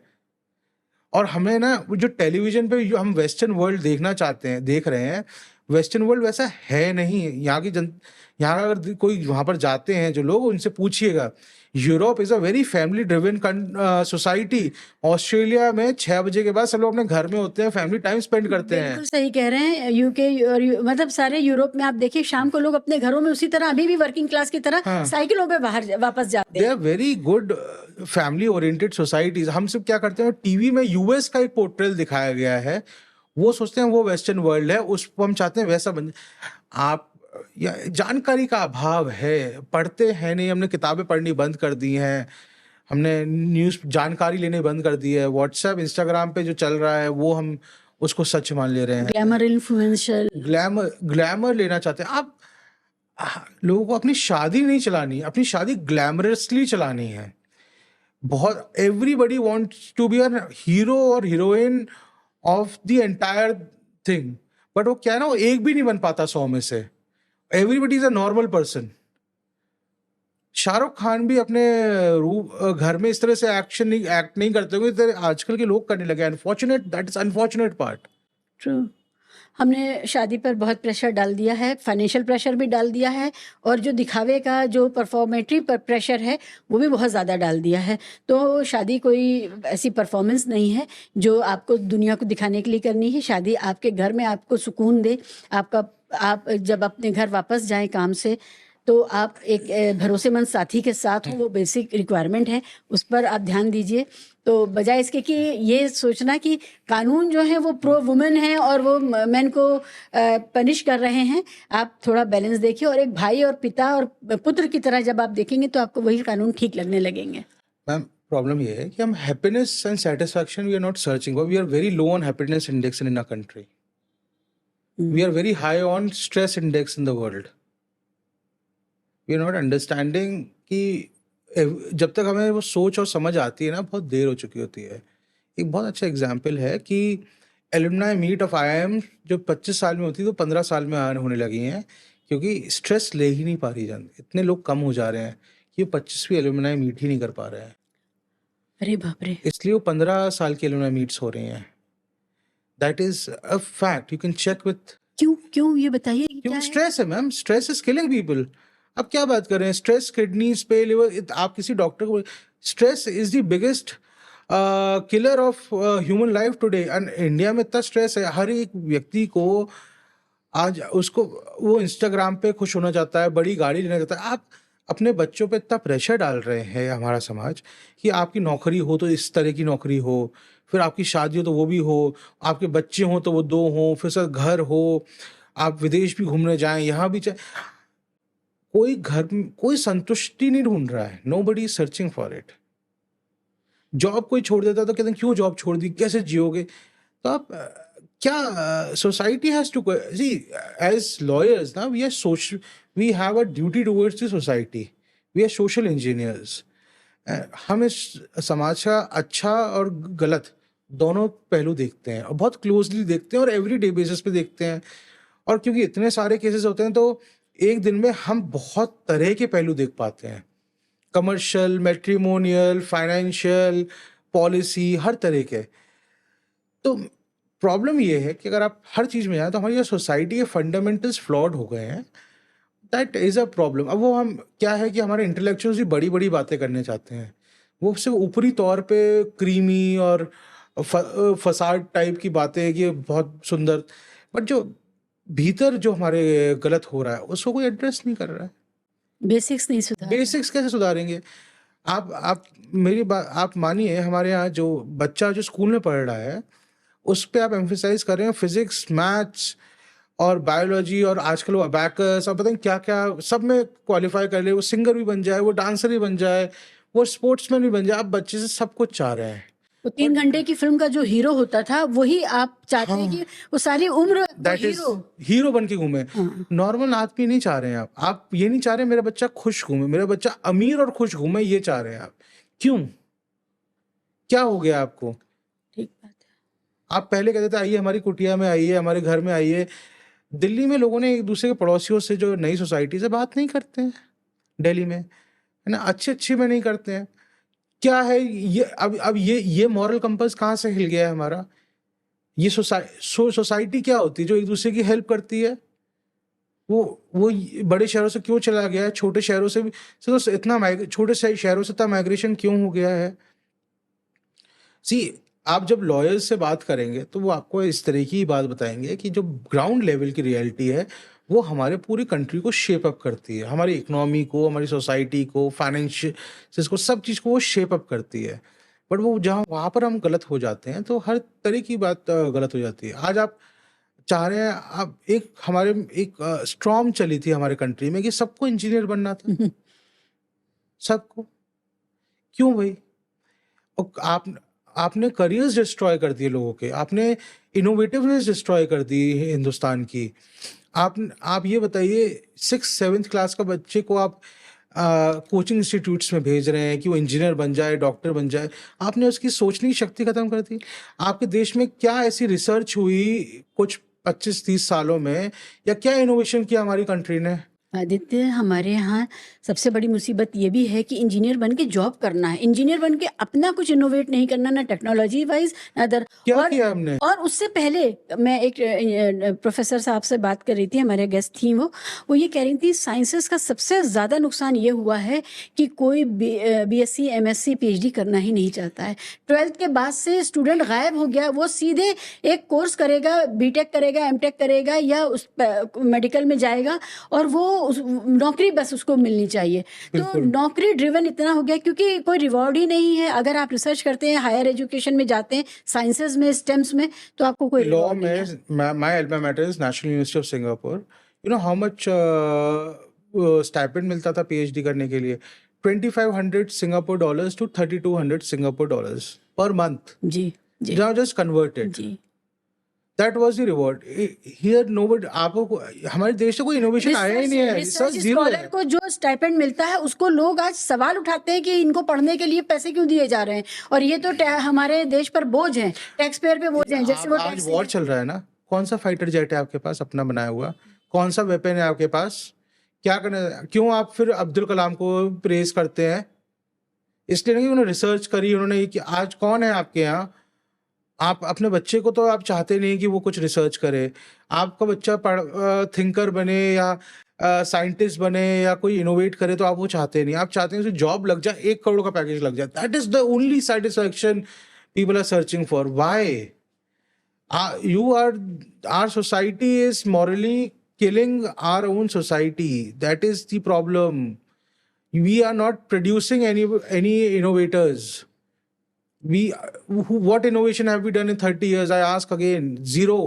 यूपीआई ले लेंगे नाम, यूपीआई इज नथिंग। अभी समीर भाटिया ने इंटरव्यू में बताया ना, it's just a database accumulation. You have done nothing, nothing as you. आप क्या कर रहे हैं? प्रोडक्ट्स को बस मार्केट एग्रीगेटर्स बन जा रहे हैं कि Blinkit, Swiggy, Zomato. You are not innovating anything. AI, कौन सा एआई है हमारे पास जो हमने बनाया है? वहां पर उन्होंने चैट जीपीटी, डीप सीक, पता नहीं क्या क्या बनाया, वो क्या जो अभी उन्होंने बनाया, चाइना ने बनाया, हमने क्या बनाया है? समीर भाटिया से बात हो रही थी, मैंने उनसे एक सवाल पूछा कि आपने जैसे भारत दूर से बैठ के आपको कैसा दिखता है, इस नए ज़माने का भारत? उनका नहीं, बहुत दिक्कत है। We are creating slaves. हम वो हमने गूगल नहीं बनाया है, हमने माइक्रोसॉफ्ट नहीं बनाया है। वहाँ पर जो प्रमोशन होके जो हमारे उनके एम्प्लॉयज थे वो सीईओ लेवल पे पहुंच गए हैं। They are not the founders of these companies. We are not innovating, please understand. Jagdish Chandra Bose, who was a very good scientist, had to go outside India then he got the Nobel Prize. अभी जो economics में Nobel prize मिला है जो Indian decent के लोगों को, वो भी बाहर वो रिसर्च करते हैं, इसलिए मिला है। आपको कौन सा नोबेल प्राइज मिला रिसर्च के लिए इतने सालों में? आपके पास कहने के लिए बहुत एरियाज हैं जिन पर आप एक्सपर्ट हैं, आप बात कर सकते हैं।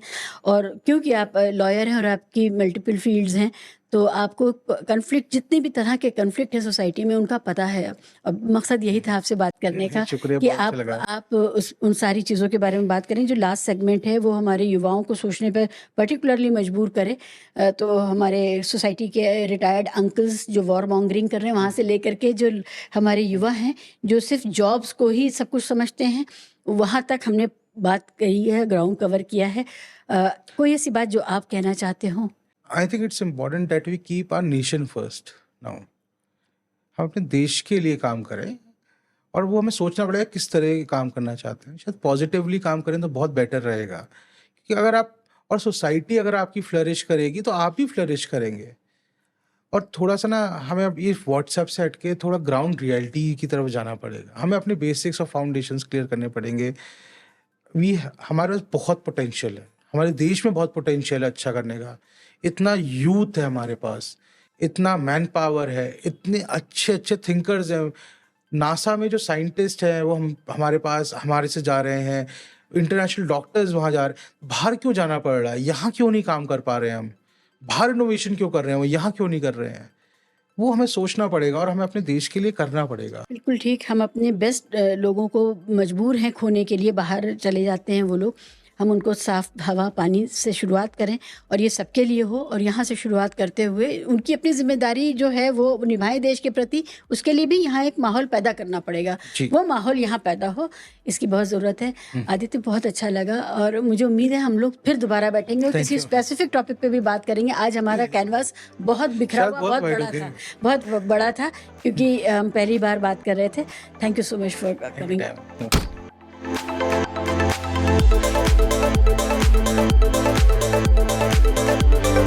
Anytime.